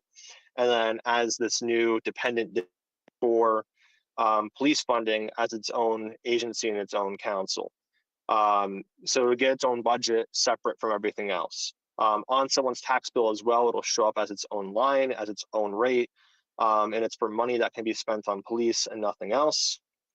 And then the other part of it as well is, moving on to the next slide, is that it splits our current general fund rate, which you'll see is currently 2.3018, into 2 distinct rates. You'll have the general fund, and then you'll have what I call the blue line for the public safety district rate. And whatever the police costs, the idea here is whatever the police cost, we'll be able to fund separately from the rest of our budget, and it'll be labeled as such. With its own budget, its own protected line on someone's tax notice, just like the fire department, just like our library system, and just like some of the other, like the Children's Trust. That's the whole idea behind it, is that what the police cost is what you should pay, and you'd essentially be able to see for the first time exactly what goes towards keeping our residents here in the Village of Palmetto Bay safe. So moving on to the next slide. Right now, and this was taken from our budget presentation, over half of our total expenditures already go to the police. It's over almost $12 million out of our total budget. And that's something that we spend on a day-to-day basis. The cost is not something that we set ourselves as a village council. It's something that is set by contract with the sheriff's office, and it goes up every year on its own schedule. And right now, our current rate blends together what that looks like, and no one outside of Village Hall can actually see what that actually looks like in someone's tax bill. So for example, our total rate for our general fund, let's just call it, for the sake of argument, 1, and the police would be 2. Essentially the way it would work now is the total rate would be 3. With this new proposal, if the police cost 2 mils, it would be set at 2 mils, and that's what we pay for it with. And the rest of our general budget would be 1, or whatever we need to fund the rest of our services, which is a decision for the next council to decide, or for our council in this case. So again, moving on to the next slide. Fire rescue already does this. Our public library system already does this. And all this would do is take our police rate and separate it out from the rest of our public safety and also the rest of our budget. So it appears as its own distinct rate. Moving on, this is the important part as to how it actually works, is that, again, every year the village council would set the police rate as its own separate millage, the same way we would do with our regular millage today, but it would only be for that special district or for the police. They'd get their own tax rate, and then our own general budget would get its own tax rate as well. And it would also be separate auditing, so that every single spend in the village would be audited separately from the police budget, so that essentially it's entirely separate from our general budget and our police budget.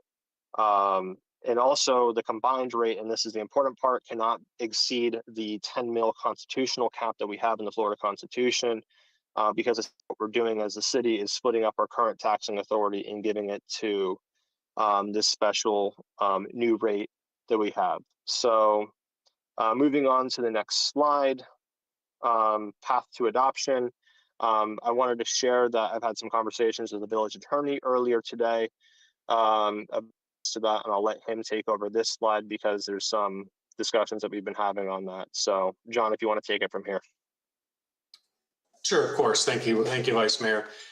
So our office reached out to the county attorney's office just to talk about procedure and to confirm everything. The county has a process under the home rule charter that is codified in Chapter 18 of the county code for creating districts and transferring governance of those districts to municipalities.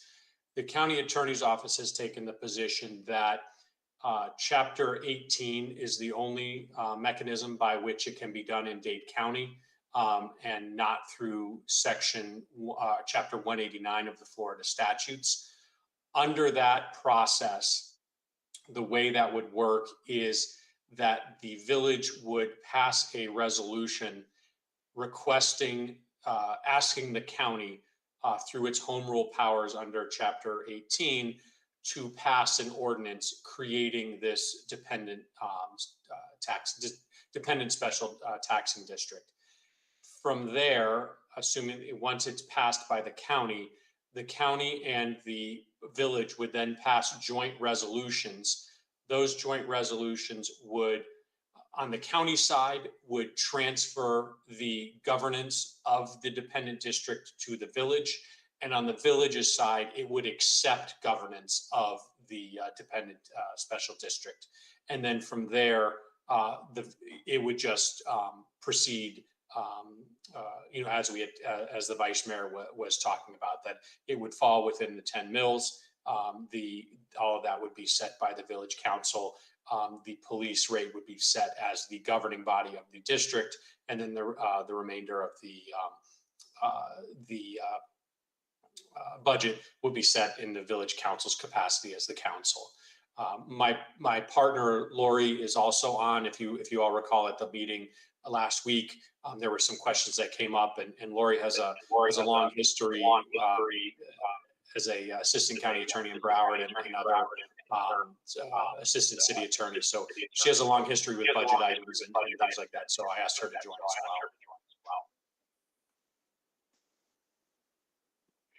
well. And just to jump in with the current process, I wanted to just address as well that if we wanted to adopt this on first reading, the correct approach would be. I'm sorry, Vice Mayor. Lori, you're getting feedback. Can you, thank you. You're not muted. Try again, Lori. There you go. All right. Mark. Yeah, so the approach that I was told would work for us directly is that we could adopt it on first reading in July if the council chooses to, and the appropriate thing would be to change the effective date to essentially allow, when this ordinance comes back, for us to propose that secondary resolution as well, and then work through the county process and allow it to take effect once we complete the Chapter 18 of the county process. The other part of it as well, and this is my own thinking, is that I don't personally, the attorney, in her opinion, or whoever that person was, his or her opinion, as immovable.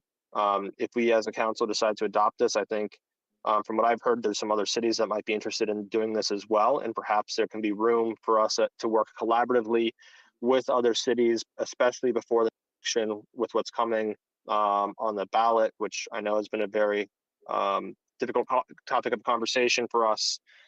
So we can essentially protect that police funding separately from the rest of our budget. So there's other cities out there. If the county wants to actually take this seriously, with us on it, I think it would help that there's other cities involved in this too, and we could work collaboratively. And the only deadline that I am personally concerned with, and John, feel free to jump in, is that essentially by the end of this calendar year is when this would have to be finally adopted for it to take effect in the following year, because state law essentially says if you want to create a new taxing authority, it cannot levy until the next following calendar year.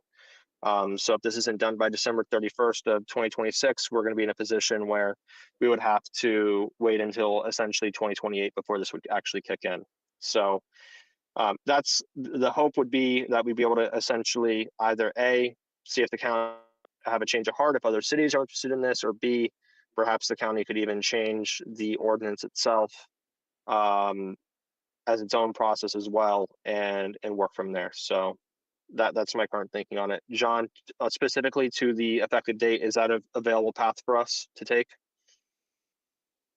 Yeah, I mean, I don't see an issue with passing on first reading, because nothing, I mean, its first reading is just moving it to second reading, honestly. So I don't see an issue with that. And then giving us that, if that's the will of the council to pass it on first reading, it would give us some time before September or whenever it's brought back up for second reading to work through the issues with the county and see if we can get some resolution there as well. So I don't have an issue with that now.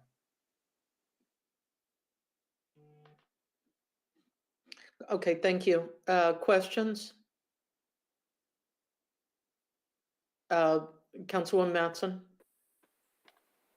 Well, I want to congratulate Vice Mayor Merwisser. He's coming up with some interesting novel ideas. So thank you very much. This is an interesting one. And I do have 5 questions. So I hope you'll indulge me my 5 questions.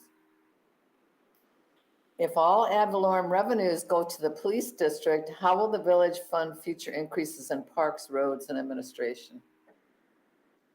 So in a situation where we have these 2 rates and our entire ad valorem tax would be the police cost, that would be essentially up to the rest of the budget to fulfill, including the stormwater fund, including the transportation fund that we get from the half-penny surtax, fuel taxes, and all of our other sources of revenue would essentially fund those other items, which I believe is actually in part what we do today, because we have a situation where the entire police contract cost is higher than our millage as it is. So it would also be discretionary up to the next council as to how they would want to set that rate. But there's also a world where the next council could also have a nominal, or whatever they decide would to have it as, that separate rate be for the general fund of the village of Palmetto Bay. But the idea is essentially, if the council chose to, they could sustain their operations by setting the millage to pay for the police, and if they want to, it would be a separate fund for everything else. Okay, so my philosophy of government is that government was set up to protect people. And so public safety to me is always #1 priority, followed by infrastructure, especially in Palmetto Bay flooding and in the environmental aspect of it. So I'm very interested in this idea, but I also want to make sure that other aspects can be funded as well. So if non-ad valorem revenues decline, can the council reestablish a general operating millage? So essentially the rule is whatever our combined millage is between the Blue Line Police District and our operating budget, that combined rate is where the rules are. So if we want to split it up between, like right now, for hypothetical, we want to have a situation where revenues fell from our properties, and we need to essentially recover some of that cost from a higher rate. We could, as a council, set whatever that district is to fund the police at that higher rate, or we could essentially find a way to have the general fund cover some of that shortfall. One way. The only thing is the police side of it, the Blue Line area where you have the districts for the police, that cannot be used to fund general operations. It's like a one-way road. So there's just a partial firewall, right? Is that what you're saying? No, it's a full firewall. You cannot use the police district funds to fund general operations. You can use the general operations fund to fund the police, but it's not the other way around. It's like a one-way street. That sounds like a partial firewall to me, but okay. You cannot take from that one pool of money and give it to another. For the police, you cannot give that police money to something else. That would not be allowed. But you can give the general operating budget to the police if they need it. Is that what you're arguing? Correct. Okay. All right. What is the projected district millage for 2027 through 2031 with the police district? That would be up to the contract costs and what the council decide, the council between 2027 and 2031 decide to fund it as. Ideally, in an ideal world, you would fund it first. Okay. All right, that's all. Thank you. You're welcome. Are there other questions? I have a quick question. So essentially, after reading it multiple times, it's a funding mechanism. But where is the 100% guarantee for covering police budget? I don't see that anywhere in the item itself. What do you mean by guarantee? Well, my understanding is that one of the reasons why we would want to do this is so that we are funding police services at 100%, right? I mean, otherwise, what is the protection? We're talking about protection. I'm just curious. To me, protection is making sure public safety is funded at 100%, period. But I don't see that here. This is just a funding mechanism. And then future councils will have to decide a millage rate based on, I guess, presentations by the manager and the major to be able to determine what that millage rate just for police services is, which doesn't necessarily mean that they couldn't say, well, we're not funding at 100%. The way I would respond is historically with how these dependent districts have worked, is that especially with the fire district, you don't see a situation where you're defunding or lowering that fire district, because you'd essentially be defunding the fire district. And in this case, you'd be lowering the funding of the police. Those have structurally been essentially insulated from the rest of the general budget fights. Like, for example, right now, the county is in significant financial situation. They're not having the same overall conversation about the fire district. They had some last year about whether or not the general fund would cover some helicopter issues, but it's mostly ancillary compared to the rest of the budget. So that's the whole structural protection that you would have, is it's very similar to what you'd have level for the firefighters, but except here in Palmetto Bay. Right. I would just say this, the Miami-Dade Fire Rescue District is an actual operating department. I mean, it actually says what the millage is. It says, the amount of the operating budget. This is more of a, I guess, I'm guessing because I can only read what I see and based on your presentation, it's like a contractual obligation. We're just saying, hey, we support our police. We want to protect them. My question is, are we protecting them at 100%?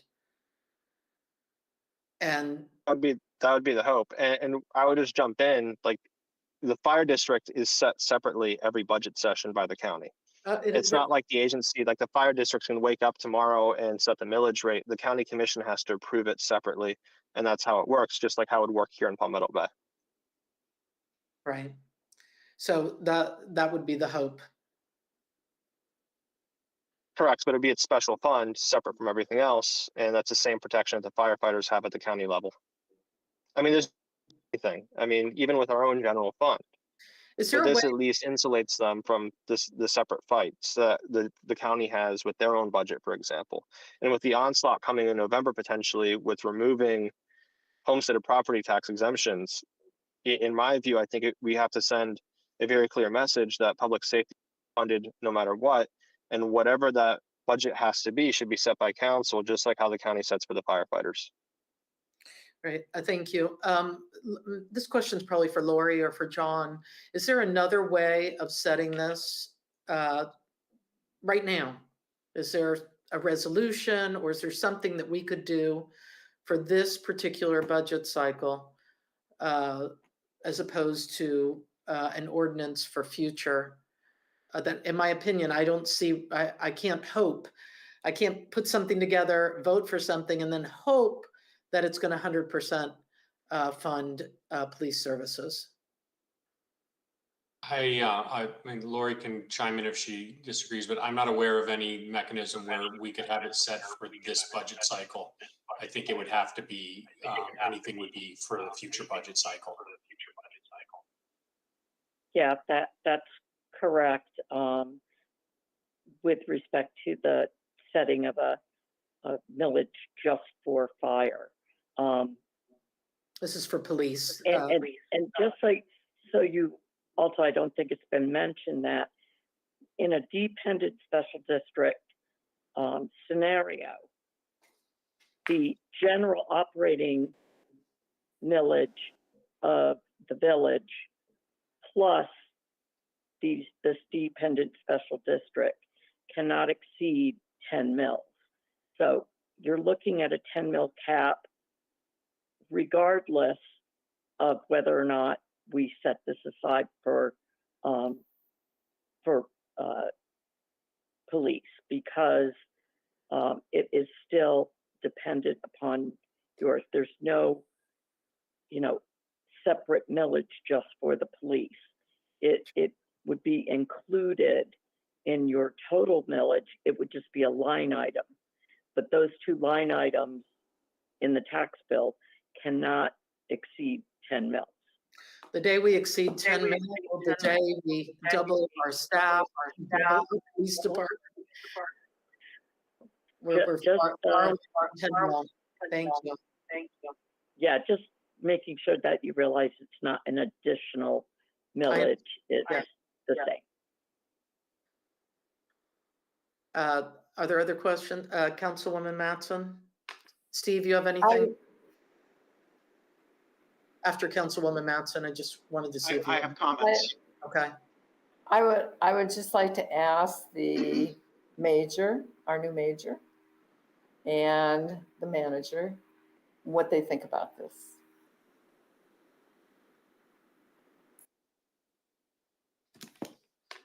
Go ahead, Major, if you want to go first.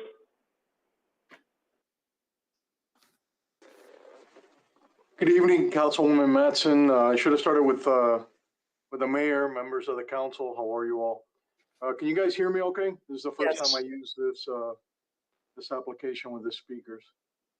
So this is something that we had reviewed internally when it first came up, that the vice mayor was proposing it. And in doing some research,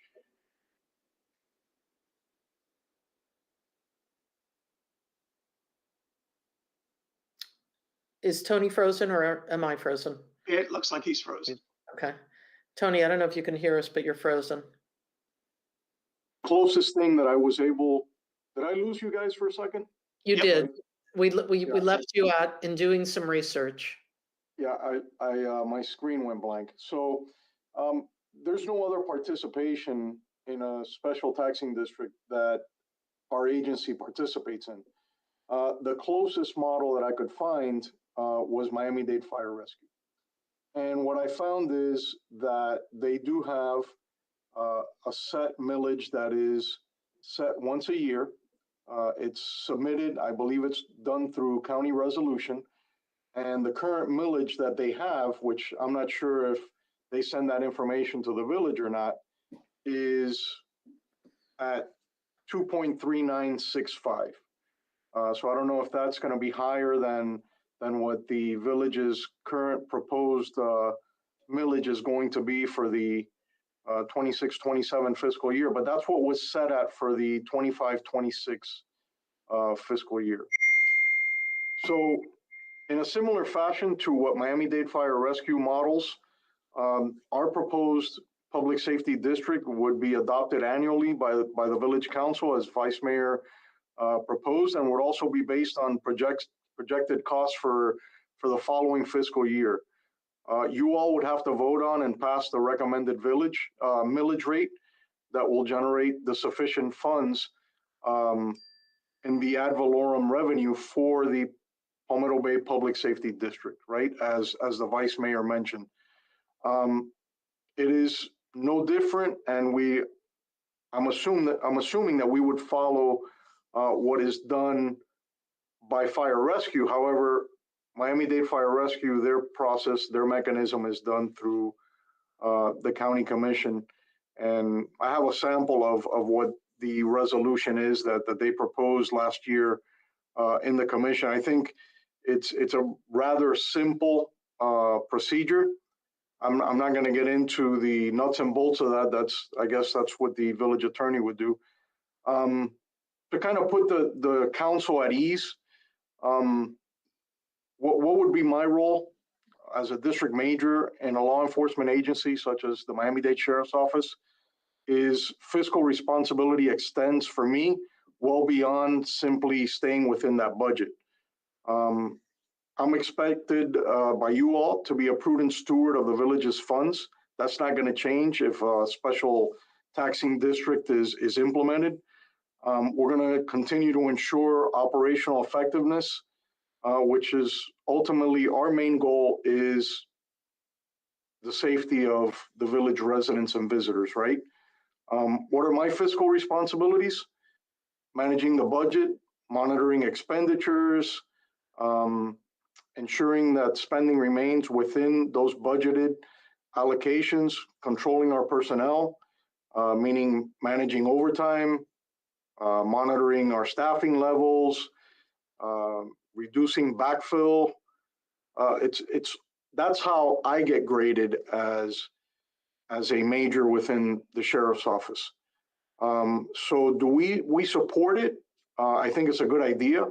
As the vice mayor was mentioning, it's going to secure funding for us based on what that millage is. Now, I believe that what the mayor was advising would be the proper route to take, is that there would have to be some kind of language or guarantee that funding is, that we are funded 100% on a yearly basis. If not, there would be potential for cuts there. So I don't know if that answered your question, Councilwoman. Thank you. Thanks, Major. Yes, it does. Thank you. Thank you. Councilmember Cody, you can unmute.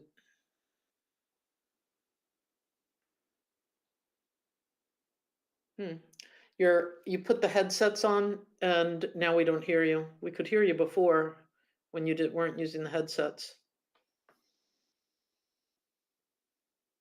We still can't hear you, but you are unmuted. Might be a matter of changing the device on your laptop.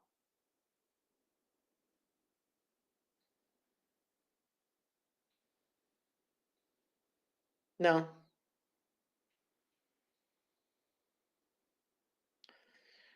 Can you detach? Oh, okay.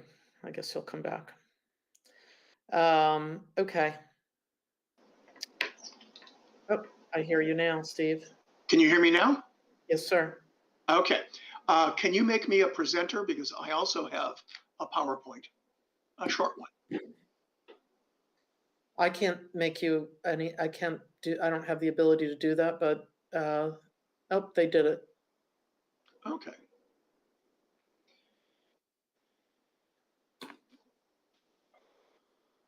All right.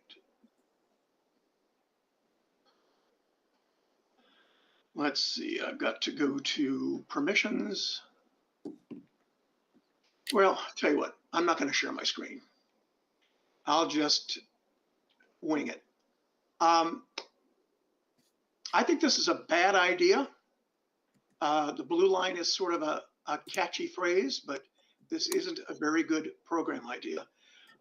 As Mark indicated, we raised last fiscal year 11.2 roughly $1 million in ad valorem taxes.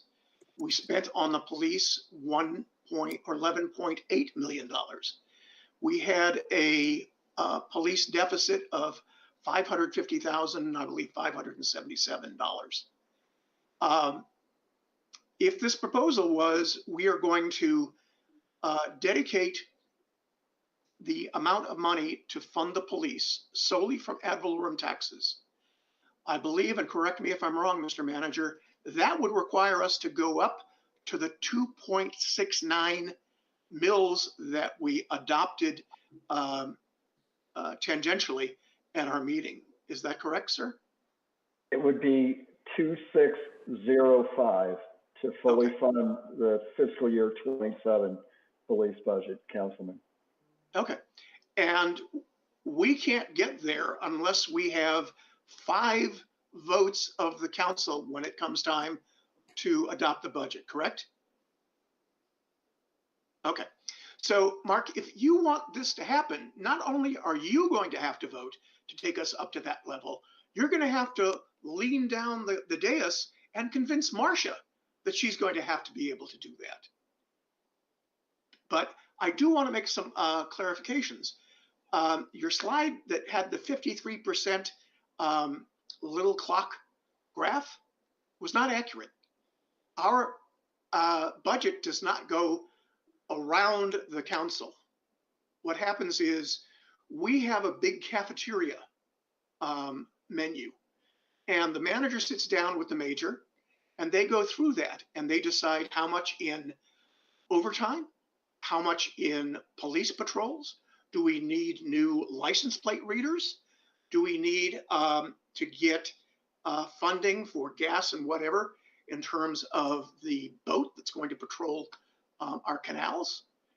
And then the manager comes back to the 5 of us and says, this is what we're going to have to do. Based upon that, the manager came back and told us it's going to take an extra $800,000 roughly. Well, that's $800,000 over and above what we have on our millage rate. And if you tell me you want to make this millage rate the exclusive way that we fund the police, I'll vote for that higher millage rate. If you vote for it and Marcia votes for it, and we'll lock that in, and we'll have the police covered for that. And there will never be a question about it. And I'll do whatever I can for the next at least 2 years, maybe the next 6, in persuading the incoming Palmetto Bay Village Council to also adopt that.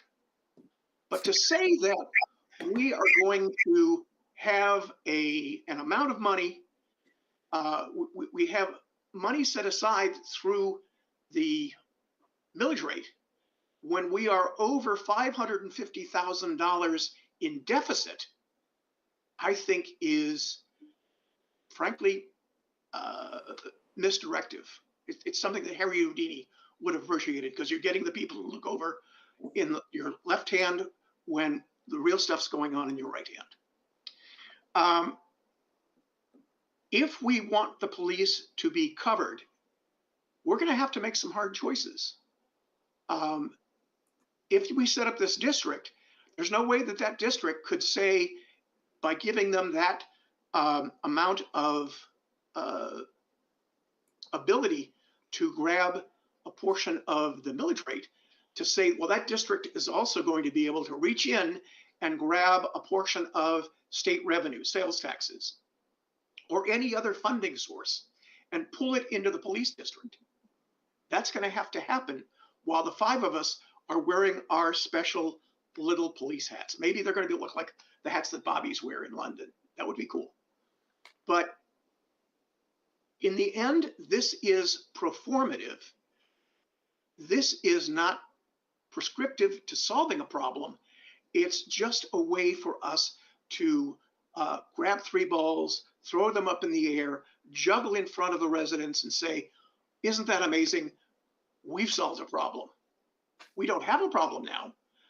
We have a problem in terms of how we're going to fund, but setting up an explicit police district isn't the way to do it, or at least to con people into thinking it, unless you're going to tell me tonight, and you, Marcia, are going to tell me tonight, you're going to support that higher rate. Otherwise, this is nonsense. Thank you, Madam Mayor. Thank you. Other comments? Vice Mayor?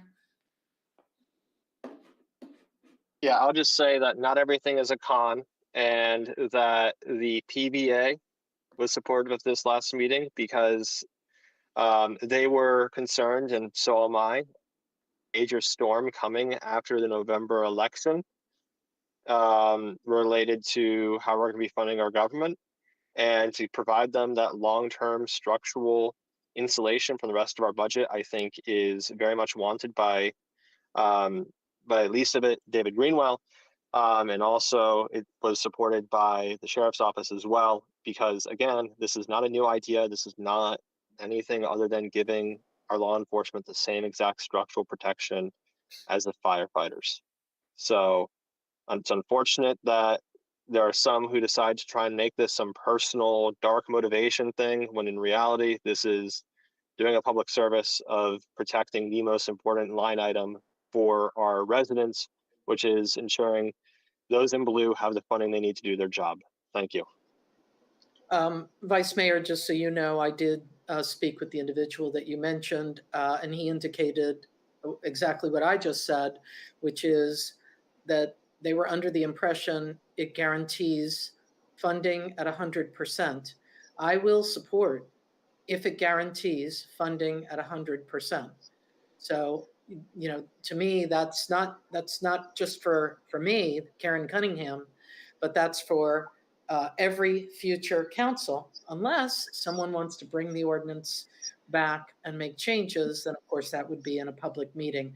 But certainly, you know, I think everybody on the dais, including our charter officers, want police to be funded at 100%. I think every resident, well, I won't say every resident, but a good percentage, over 95% of our residents would say, please fund our police at 100%. I know that there's Florida statute that says we can't decrease. I think it's more than 5%. A decrease by 5% for me would be an absolute no. It would be an abomination, in my opinion. So we are as safe as we are because of the numbers, the dedication, and I say numbers because of the number of police officers we have, the dedication of our police department, the tools and resources that we have, including some that were named previously. But, you know, if we make a modification, which I'm happy to propose at the next meeting, which I believe we're going to hear this again on the 20th, if I'm not correct. I think I'm correct, 5:30, I think our meeting is. I'll propose making sure that police services are funded at 100%. If that's a part of the law, if that's a part of the ordinance, I'll co-sponsor. I'm right there with you. So just one, I think the devil is always in the details and making sure that the language is clear. And then when I do step away, I at least for me, I'll feel a sense of comfort knowing that the ordinance, the policy that's been put in place, if there's going to be changes made to it, I'll be the first or second one at the podium to suggest not making changes at funding 100%. So just my thoughts. So is there anything else? And thanks for the presentation. I really appreciate the visual presentation as well. Oh, you have your hand up. Go ahead. Yeah, so two things. One, if it's legally possible, I'm completely on board with guaranteeing that funding.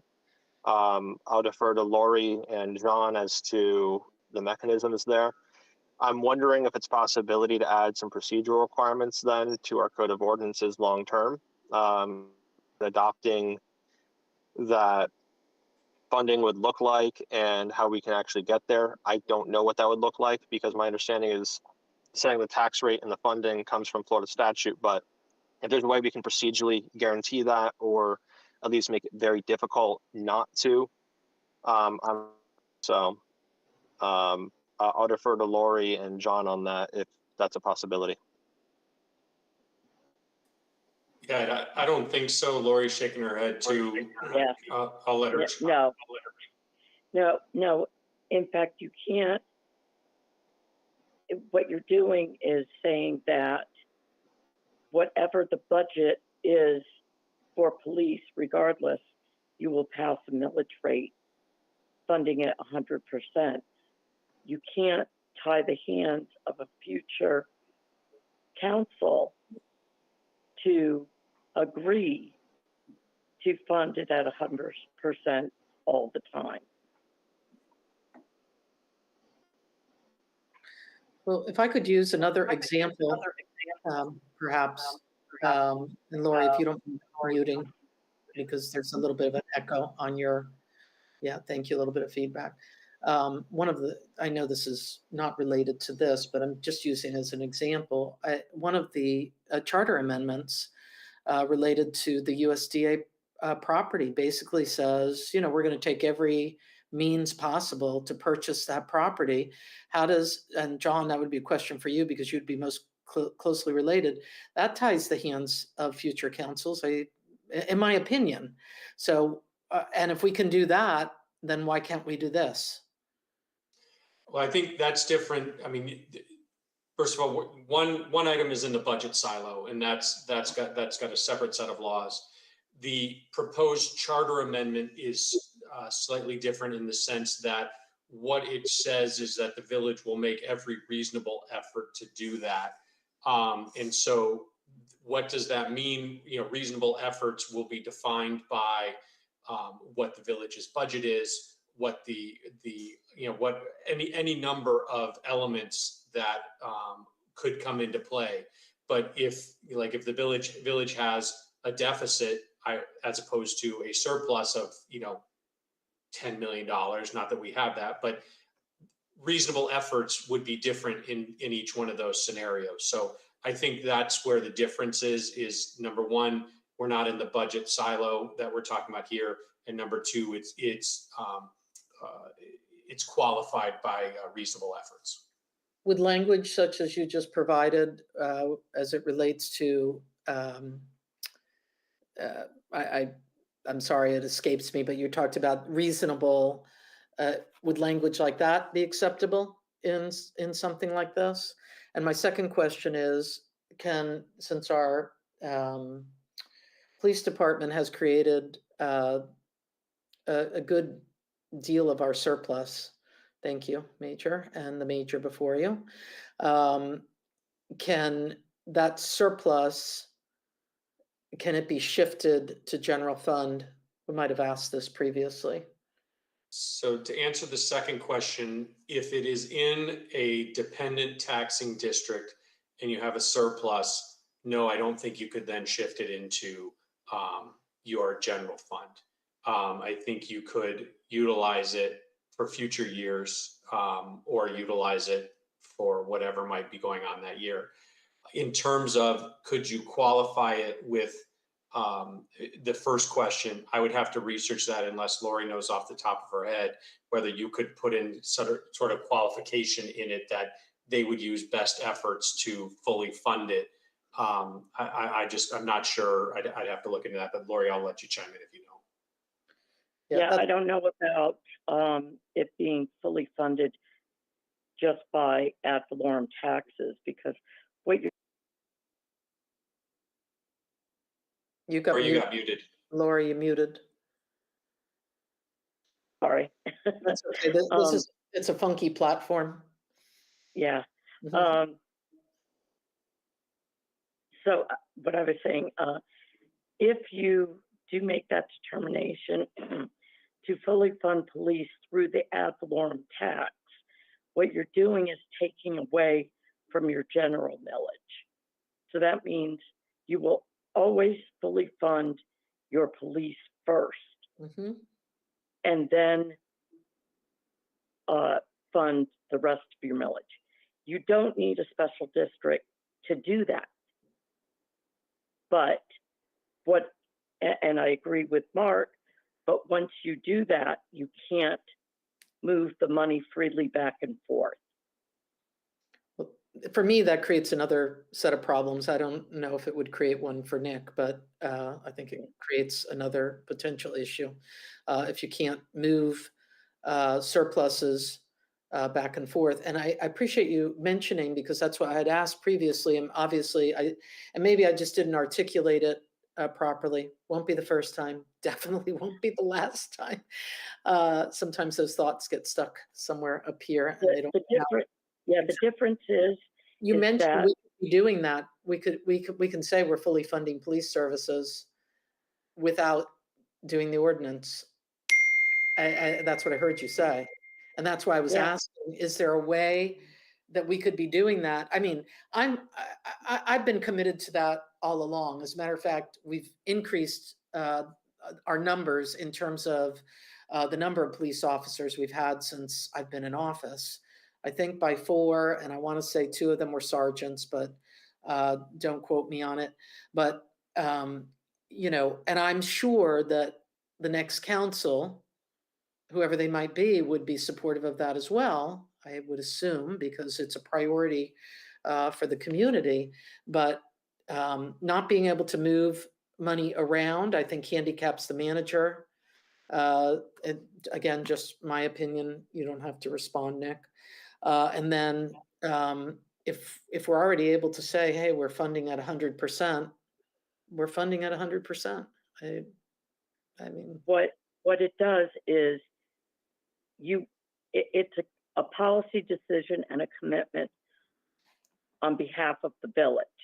If you do it as a special district, it is going to tie your hands a little bit more by saying we're fully funding this at, 3 mills.